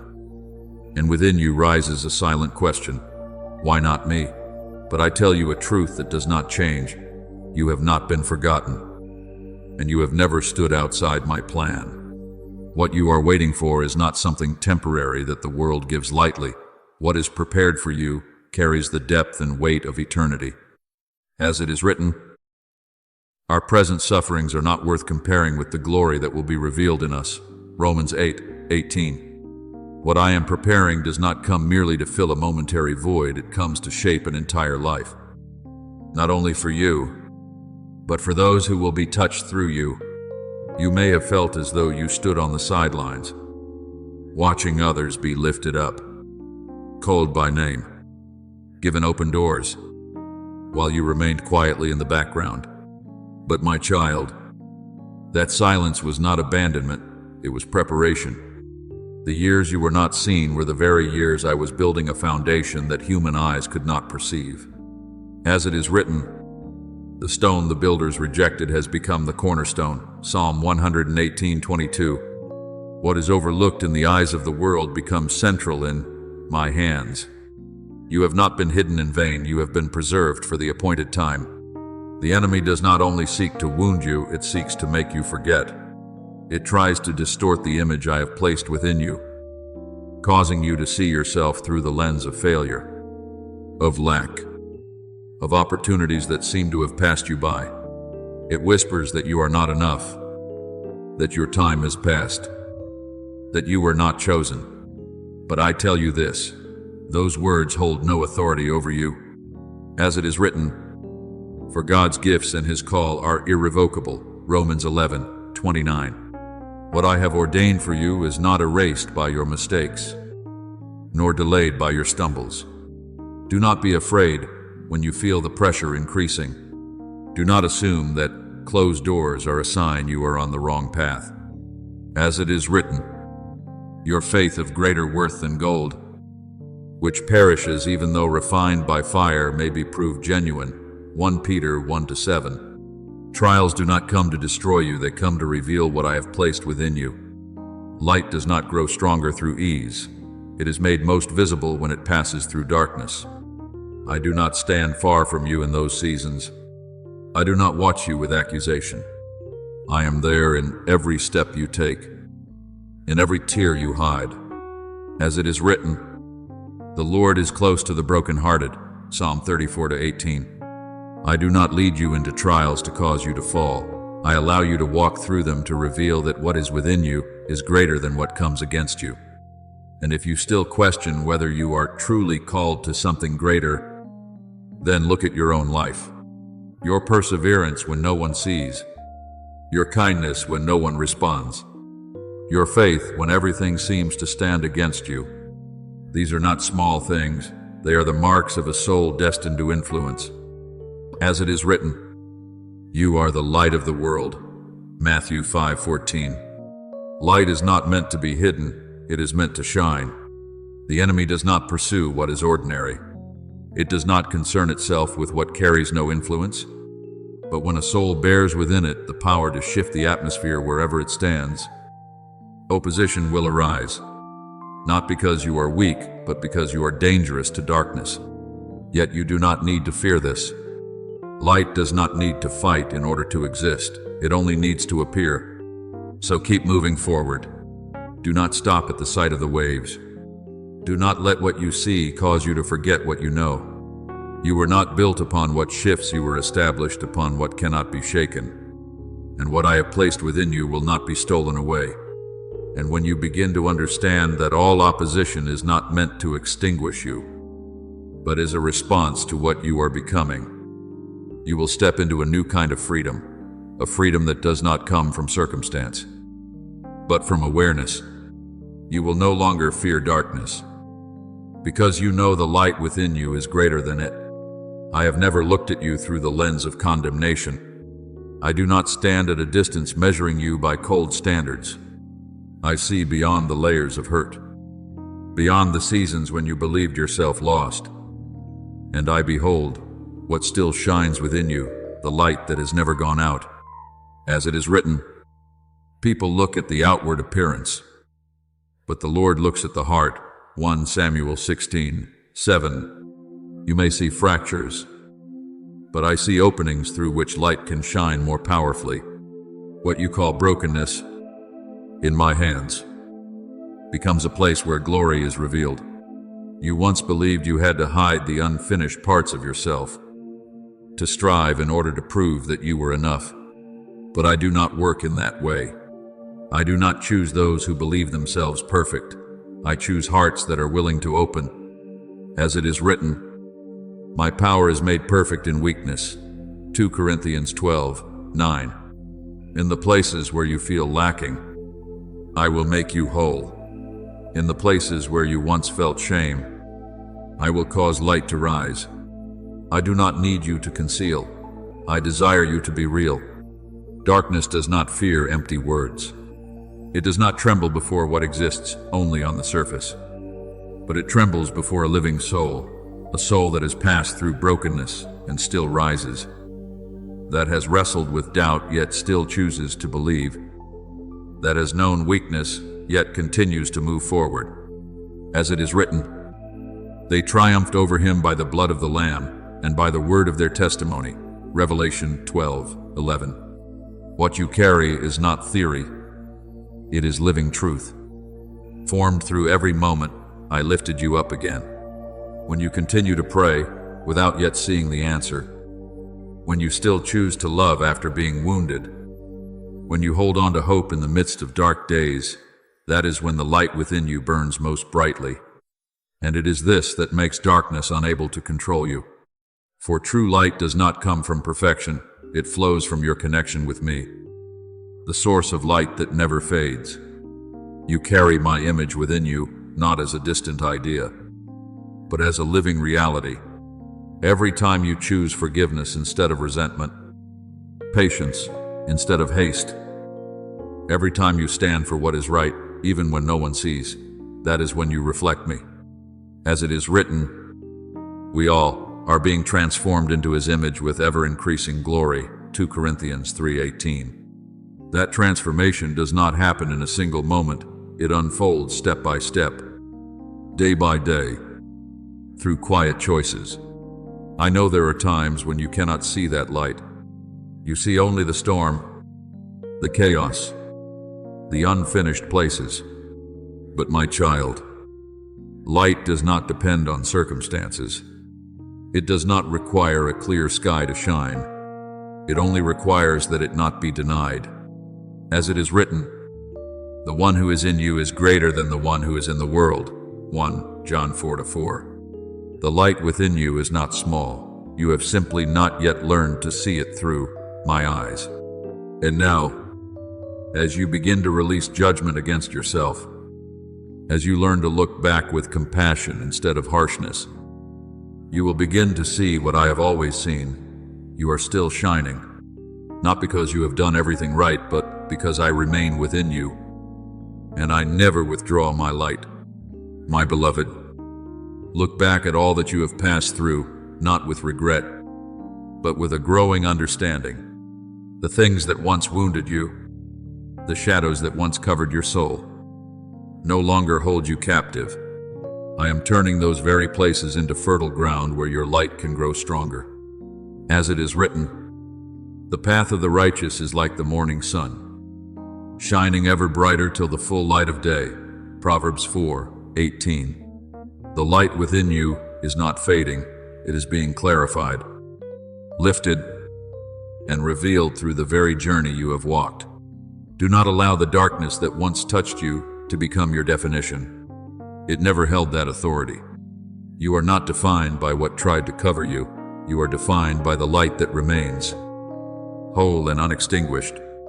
And if you are still standing, still listening, still holding even a fragment of trust, even when you do not yet understand, then that is living proof that the light within you has never gone out. As it is written, a smoldering wick he will not snuff out. Isaiah 42:3. I have not come to judge you for what you have endured. I have come to fan into flame what still burns within you. And as that light within you grows clearer, something deeper begins to unfold. Not from the outside, not from a distant place, but from the innermost part of you. There are things that have always been there, yet were hidden beneath layers of doubt, shame, and the words you once believed about yourself.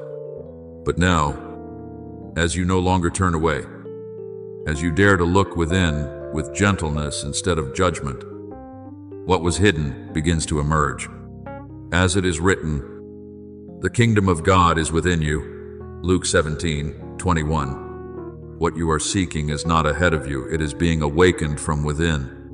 I did not lead you to this place so that you might simply understand something with your mind. I have brought you here because you are standing at a crossroads where truth is no longer a concept, but becomes life itself. What once delayed you, led you in circles, or made you feel lost was not meaningless error. It was a process of refinement. As it is written, he will sit as a refiner and purifier of silver. Malachi 3:3.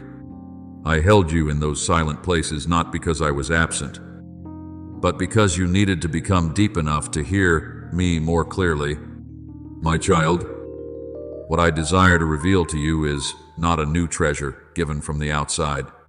It is a key to unlock what your soul has always known, yet has forgotten. When you saw yourself through the lens of your wounds, you believed that truth was too great, too distant, not meant for you. But now, as light has touched every hidden corner, you begin to realize it never left you. As it is written, the anointing remains in you. 1 John 2:27. I do not place something within you only to abandon it. I preserve it until the day you are ready. There are truths that cannot be fully expressed in words. They do not need to be explained, they must be recognized. And I know that you are beginning to feel this. Something both familiar and unfamiliar is unfolding within you. A transformation that is quiet, yet powerful. Do not fear it. It is not something foreign entering you. It is what is real, rising to the surface. Remember the two disciples on the road to Emmaus. When I walked with them, they did not recognize me at once, yet their hearts burned within them as I spoke along the way. Luke 24-32. They did not understand everything, but they sensed it. And when their eyes were opened, they realized I had been there all along. So it is with you. What you are feeling is not illusion. It is the sign that you are drawing near to true recognition. My beloved, there were times when you heard whispers that weighed heavily upon your heart telling you that I had forgotten you, that if there were truly a plan, you would not still be standing here in silence. But those voices do not speak truth.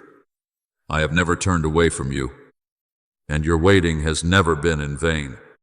As it is written, the Lord longs to be gracious to you. Isaiah 30:18. That waiting is not punishment.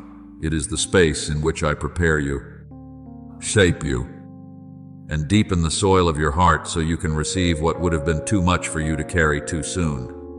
There are seeds that cannot sprout in haste. They require stillness, depth, and time to take root. So it is with you. In the days when you believed you were being held back, I was sowing within you what cannot be seen with the natural eye. As it is written, those who sow in tears will reap with songs of joy. Psalm 126:5. Your tears have not fallen to the ground in vain, they have seeped into hidden places, nourishing what will bloom at the appointed time. And now, as your heart begins to soften, as you no longer resist what you do not yet understand, that which has been planted begins to emerge. You are not late. You have not been left behind. You have arrived at the moment I appointed from the beginning. As it is written, there is a time for everything, a season for every purpose under heaven. Ecclesiastes 3:1. Your time has not been lost, it is unfolding. But, my child, what I am revealing to you is not meant to be held in fear. The truth you are receiving is not a treasure to clutch in anxiety, it is a light to walk in. As it is written, you are the light of the world. Neither do people light a lamp and put it under a bowl. Matthew 5:14-15. What I have placed within you is not meant to be hidden. It is meant to shine, to reach, to awaken life in others. I know that as you begin to perceive this, your heart may tremble, not because it is dangerous, but because it is holy. And what is holy often makes one feel unworthy. But you must understand this. I do not wait for you to become enough before I give. I give so that you may become enough. As it is written, my grace is sufficient for you. 2 Corinthians 12:9. That trembling is not weakness. It is the sign that something sacred is coming alive within you. Remember Isaiah. When he beheld my glory, he cried out that he was unworthy. Yet I did not cast him aside for that. I purified him. And then I asked, whom shall I send? And he answered, here am I. Send me.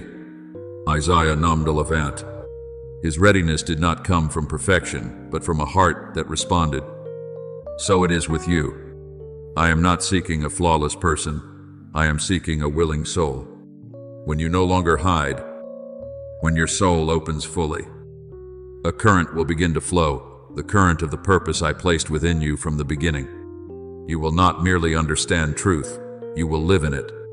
It will shape your words, guide your steps, and extend through everything you touch. I did not form you carelessly. Not a single detail within you is unnecessary. The things you once thought were weaknesses, the traits you tried to conceal, even the scars you carry, all of it exists within. My intention, as it is written, I praise you, for I am fearfully and wonderfully made. Psalm 139:14. You are not an unfinished draft. You are a work being revealed in parts, according to the time I have appointed. I did not create you by accident. Nothing within you is excess or without meaning. The qualities you once labeled as flaws, the abilities you have not yet fully understood, even the marks left by your journey, all were placed within you with purpose. As it is written, all the works of the Lord are faithful. Psalm 111:7. You are not a defective being in need of correction. You are a design unfolding, piece by piece. In the time I have set, that identity does not shift with circumstance. It does not depend on external affirmation to exist. It does not tremble before the words of others. As it is written, God's solid foundation stands firm. Sealed with this inscription, the Lord knows those who are His. 2 Timothy 2:19. Though you have passed through seasons of doubt, though there were moments when you forgot who you were, the light within you has never disappeared. It has not weakened. It has only been covered, waiting for you to pause, to listen, and to agree with it. And that agreement is the key.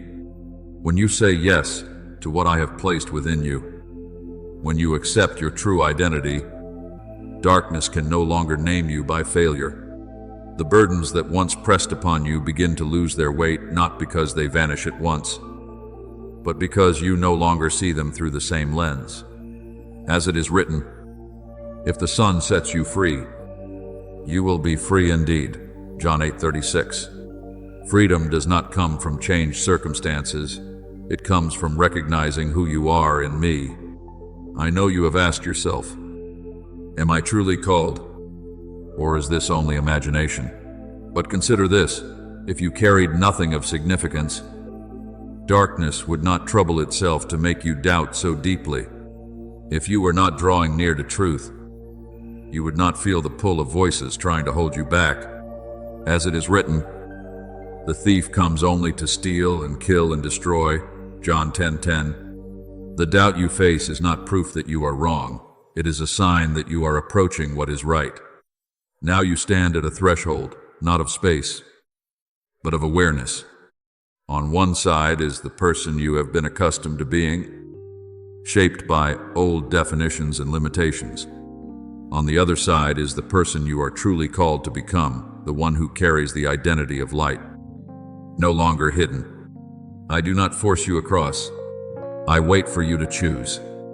As it is written, choose life, so that you and your descendants may live. Deuteronomy 30:19. My beloved, I did not create you to be a copy of anyone else, nor did I place you in this world to conform to patterns the world has declared right. You were made to reflect a distinct part of me, a facet that cannot be fully expressed without you. As it is written, there are different kinds of gifts, but the same Spirit, to each is given the manifestation of the Spirit for the common good. 1 Corinthians 12:4 and 2. What you carry is not for comparison, it is for expression. And when I call you chosen, it is not merely a word of affection, it is a commission, a trust I have placed within you from the beginning. I have placed within you not only the breath of life, but also the sound of my own voice, a melody not of this world, yet resonating through every rhythm of your being. Whether you have recognized it or not, your soul has never been silent. It has always moved in harmony with the cadence of heaven. And now, as the layers that once veiled you are being lifted, that resonance will no longer be restrained. As it is written, sing to the Lord a new song, Psalm 96:1. That song is not merely something you sing, it is your life. As you walk in what I have placed within you, you will not be known by the burdens you once carried, but by the life that flows from you after you have passed through them. Not because you never stumbled, but because you rose again. Not because you were without wounds, but because you allowed light to pass through them. As it is written, we are hard-pressed on every side, but not crushed, struck down, but not destroyed. 2 Corinthians 4:8-9. This is what forms your testimony, a testimony that cannot be denied. Your name is not what the world has called you. It is not defined by misunderstandings, by being overlooked, or by places where you were wrongly positioned. Your name has been written in light, spoken in life, and preserved by grace that never runs dry. As it is written, to the one who is victorious, I will give a new name. Revelation 2:17. Your true identity does not tremble before circumstance, it stands firm in what I have spoken. You have been misunderstood, placed in spaces that did not belong to you, and at times you have felt like a misplaced fragment within the larger picture of life. But my child, that is not the conclusion. It is only the opening of something deeper. You were not brought here merely to understand yourself as an idea, but to fully live what has been inscribed in your soul from the beginning. When truth begins to flow within you, like a quiet yet unstoppable stream, when light is no longer resisted, your journey does not end at standing firm, it moves into walking, not as one who has merely escaped darkness, but as one who carries light that causes darkness to retreat. I am not calling you to struggle in fear, but to carry a light that cannot be imitated. That light does not come from your own strength, nor is it the result of striving to prove yourself. It is born from the places where you were once crushed but not destroyed. from the places you thought were endings, but I transformed into beginnings. As it is written, we have this treasure in jars of clay, to show that this all-surpassing power is from God. 2 Corinthians 4:7. Your fragility itself becomes the place where my power is revealed. One who illuminates does not need to shout to be heard. They do not need to prove themselves to be believed. They simply walk, and their presence speaks. When they enter, darkness recognizes them, not because of noise, but because of essence. As it is written, you are the light of the world. A city set on a hill cannot be hidden. Matthew 5:14. True light cannot remain concealed forever. And my child, I am speaking of you. You are not one who stands aside to observe. You are one I have formed, restored, and now am sending forth. Darkness is not intimidated by outer layers. It is not shaken by what is artificial, but it trembles before a soul that has passed through suffering and still chooses to love, that has been pressed down yet still rises, that has been doubted yet still believes. As it is written, the light shines in the darkness, and the darkness has not overcome it. John 1-5. What you carry is not theory, it is life, and that life cannot be extinguished. You once thought that surviving was enough, that getting through one more day was enough. But my child, that season has passed. You are no longer in a place of mere endurance. You are stepping into a place of influence. As it is written, blessed are those who mourn, for they will be comforted. Matthew 5:4. What I have done within you does not end with your healing, it flows outward to touch others. What you have gone through has not been wasted. It becomes a language through which you speak to souls still lost in the very places you once stood. Remember the woman at the well. She did not have a perfect past, nor a position of recognition. Yet after encountering me, she did not keep what she received to herself.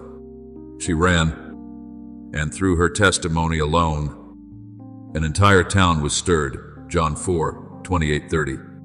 So it is with you, not because you have never fallen, but because you have been touched, and that encounter carries the power to transform.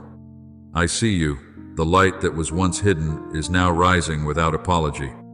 And I, who have kept you through the years when you believed you were forgotten, now declare you have risen, not with noise, but with presence, not because you know everything, but because you believe.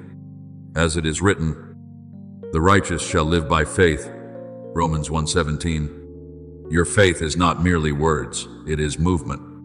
You are no longer at the beginning. You are standing at the threshold of a new season, a season not meant for retreat or hiding. This is the time to stand firm and shine without apology. As it is written, be strong and courageous, Joshua 1-9, not because fear has vanished, but because you know who is with you. My beloved, understand this. The souls around you will not be lifted by words alone, but by your very presence, a presence that has walked through darkness without being consumed, that has been tested without being lost. When they see you, they will not see perfection, but something deeper. They will recognize that the light within you is the same light that has been waiting for them. As it is written, let your light shine before others, that they may see your good deeds. Matthew 5:16. You do not need to convince anyone, simply live in that light, and it will do the rest. So go forward, not in pride, but with a steady conviction that you know the one who has called you. Speak what I have placed within you, without adding, without diminishing, without hiding. Love without shrinking back in fear of being hurt. Carry that light, the light once buried but never extinguished, into every place your feet touch. As it is written, the Lord is my light and my salvation, whom shall I fear? Psalm 27:1. As you walk in that light, you do not live for yourself alone. You become a sign to others that they too are called, chosen, and able to rise. I see clearly the movement within you right now. It is not a loud storm, but a quiet breaking. The final shell is splitting, so that what is truly alive can emerge. You may not understand why your tears fall, why your heart tightens with a recognition you cannot name. But I know, for I am the one who placed that calling within you from the beginning. As it is written, many are the plans in a person's heart, but it is the Lord's purpose that prevails. Proverbs 19:21. What you are feeling is not random, it is truth awakening. You were not created to live halfway, to exist in the shadow of others. I did not breathe life into you so that you would live a dim and muted existence. I chose you not because I lack others, but because no one else can carry the portion of light I have uniquely placed within you. As it is written, we are His workmanship, Ephesians 2:10. You are not a copy, you are a singular being, formed with intentional purpose. There were times you believed yourself too small, too ordinary, too easily overlooked in a vast world. Yet the very place you called ordinary concealed something extraordinary, not because you created it, but because I placed it there. And when you begin to see yourself through my eyes, you will recognize what you have never seen before. You have never been overlooked. As it is written, the stone the builders rejected has become the cornerstone. Psalm 118:22. You once waited for someone to come and call you by your true name, to affirm that your life held meaning. But now, I am doing that. Not because you have reached a certain standard, but because the time has come. You remained when you could have left. You listened when you could have turned away. And that is what has opened the door. As it is written, those who seek will find, Matthew 7:8.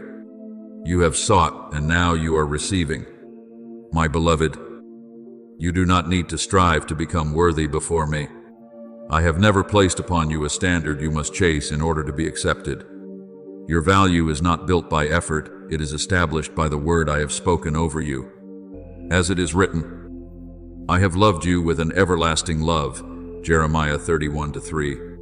If my word is enough to create the heavens and the earth, then it is enough to affirm you without any need for the approval of the world. When you stop running from yourself, when you no longer seek validation from the outside, something begins to shift.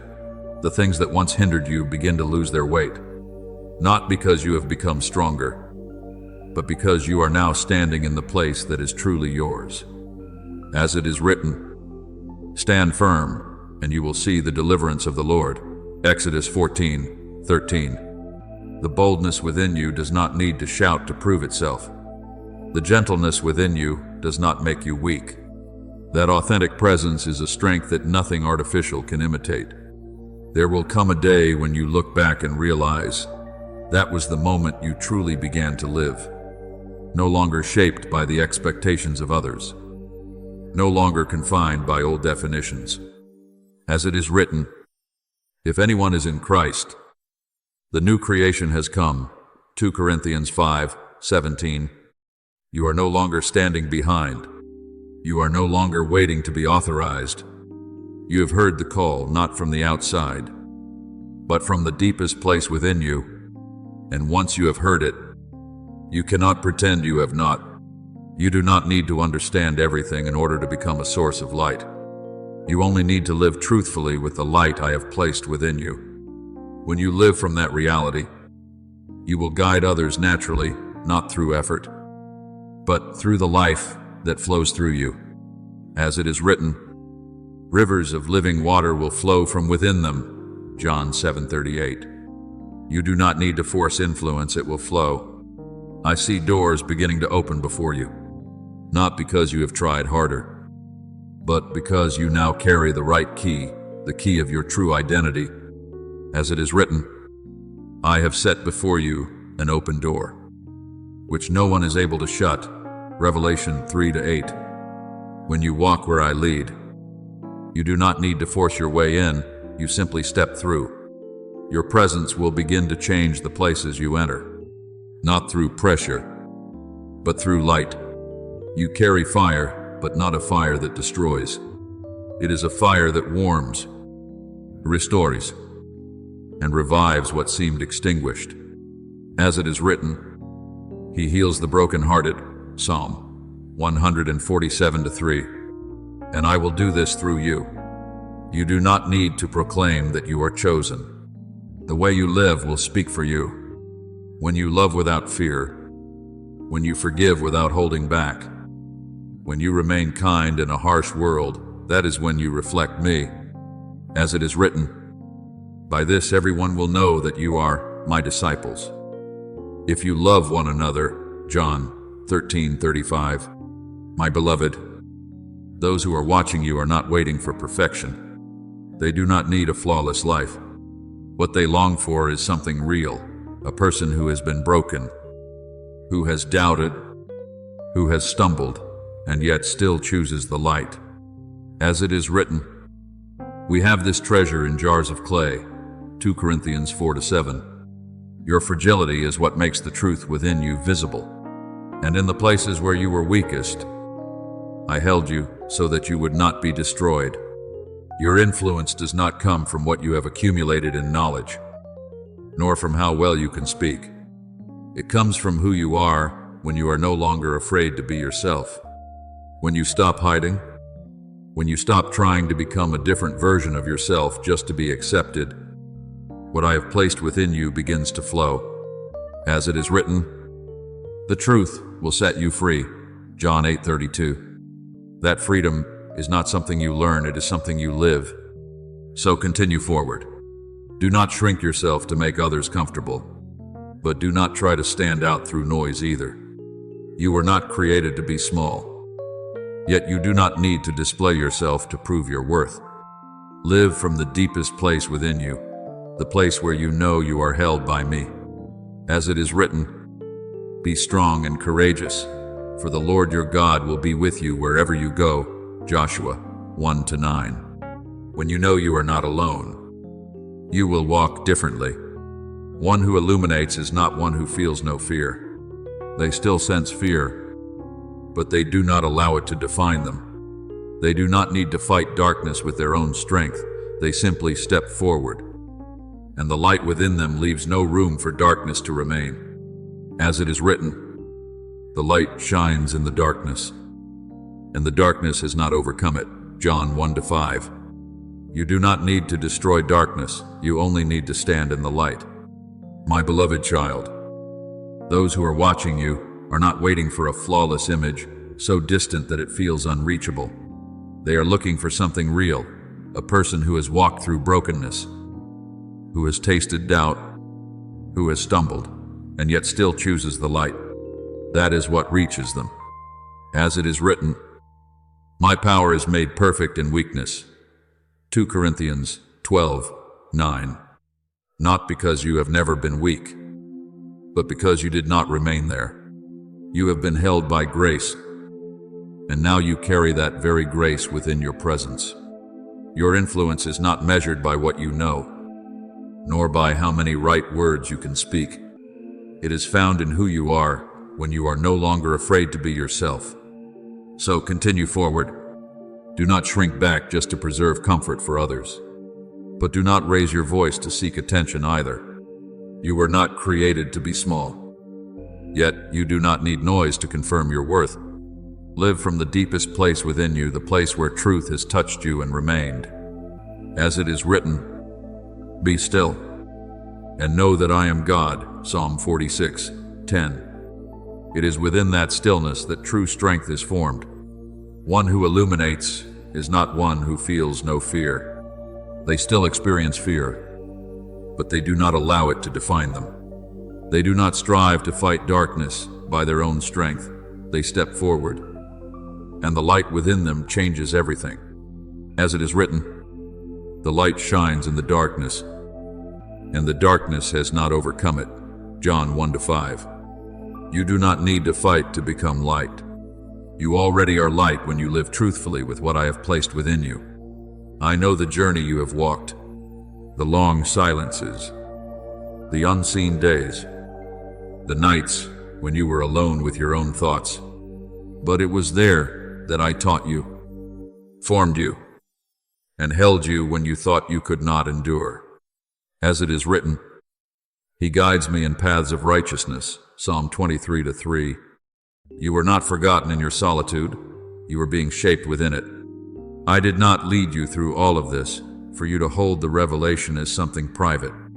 I led you through it so that you would live in its light.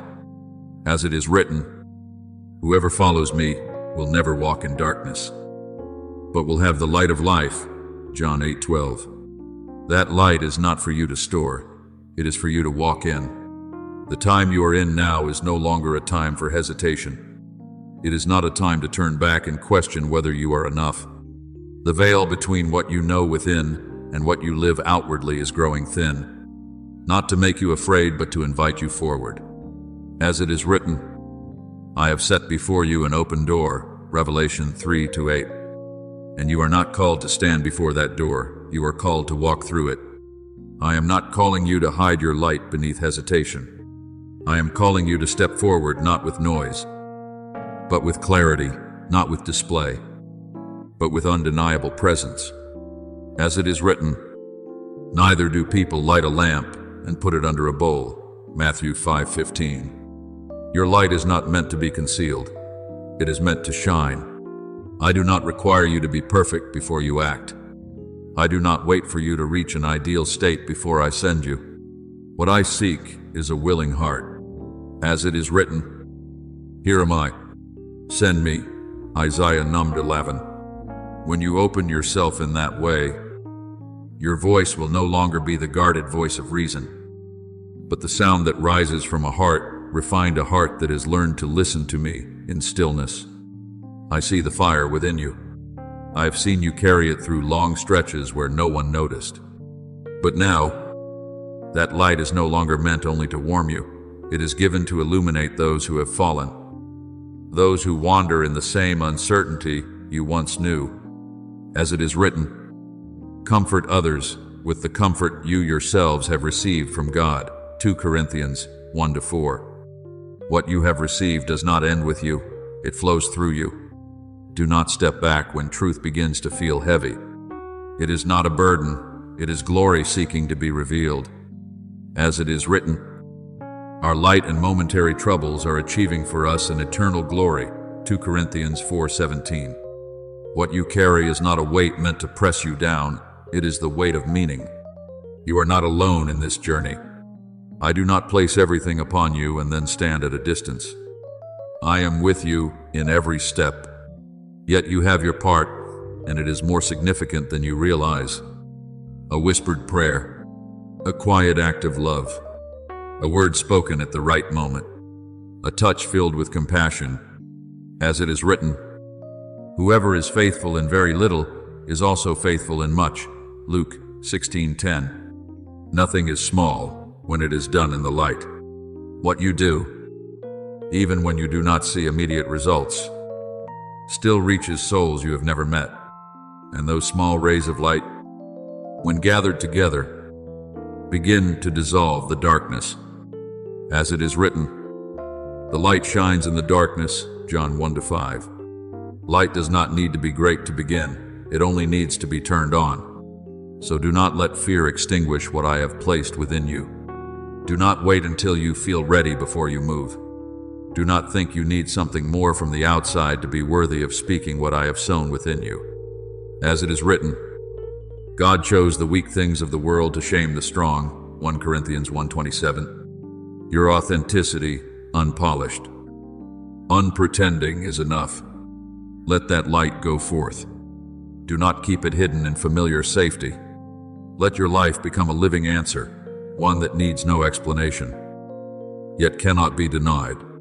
As it is written, Walk in the light, 1 John 1-7. When you walk, you do not merely carry light, you make a way. You are taking part in this sacred work not through pressure, but through love. And that is the only way I move. For through you, others will hear me. Through you, they will recognize that the light has never gone out. And through you, what was once hidden will be revealed, like a flash of lightning tearing through the night. So, my beloved, go, not to prove anything, not to become great in the way the world defines it, but to live in alignment with what I have placed within you. And as you live in that way, you will come to see I am speaking to the world through you.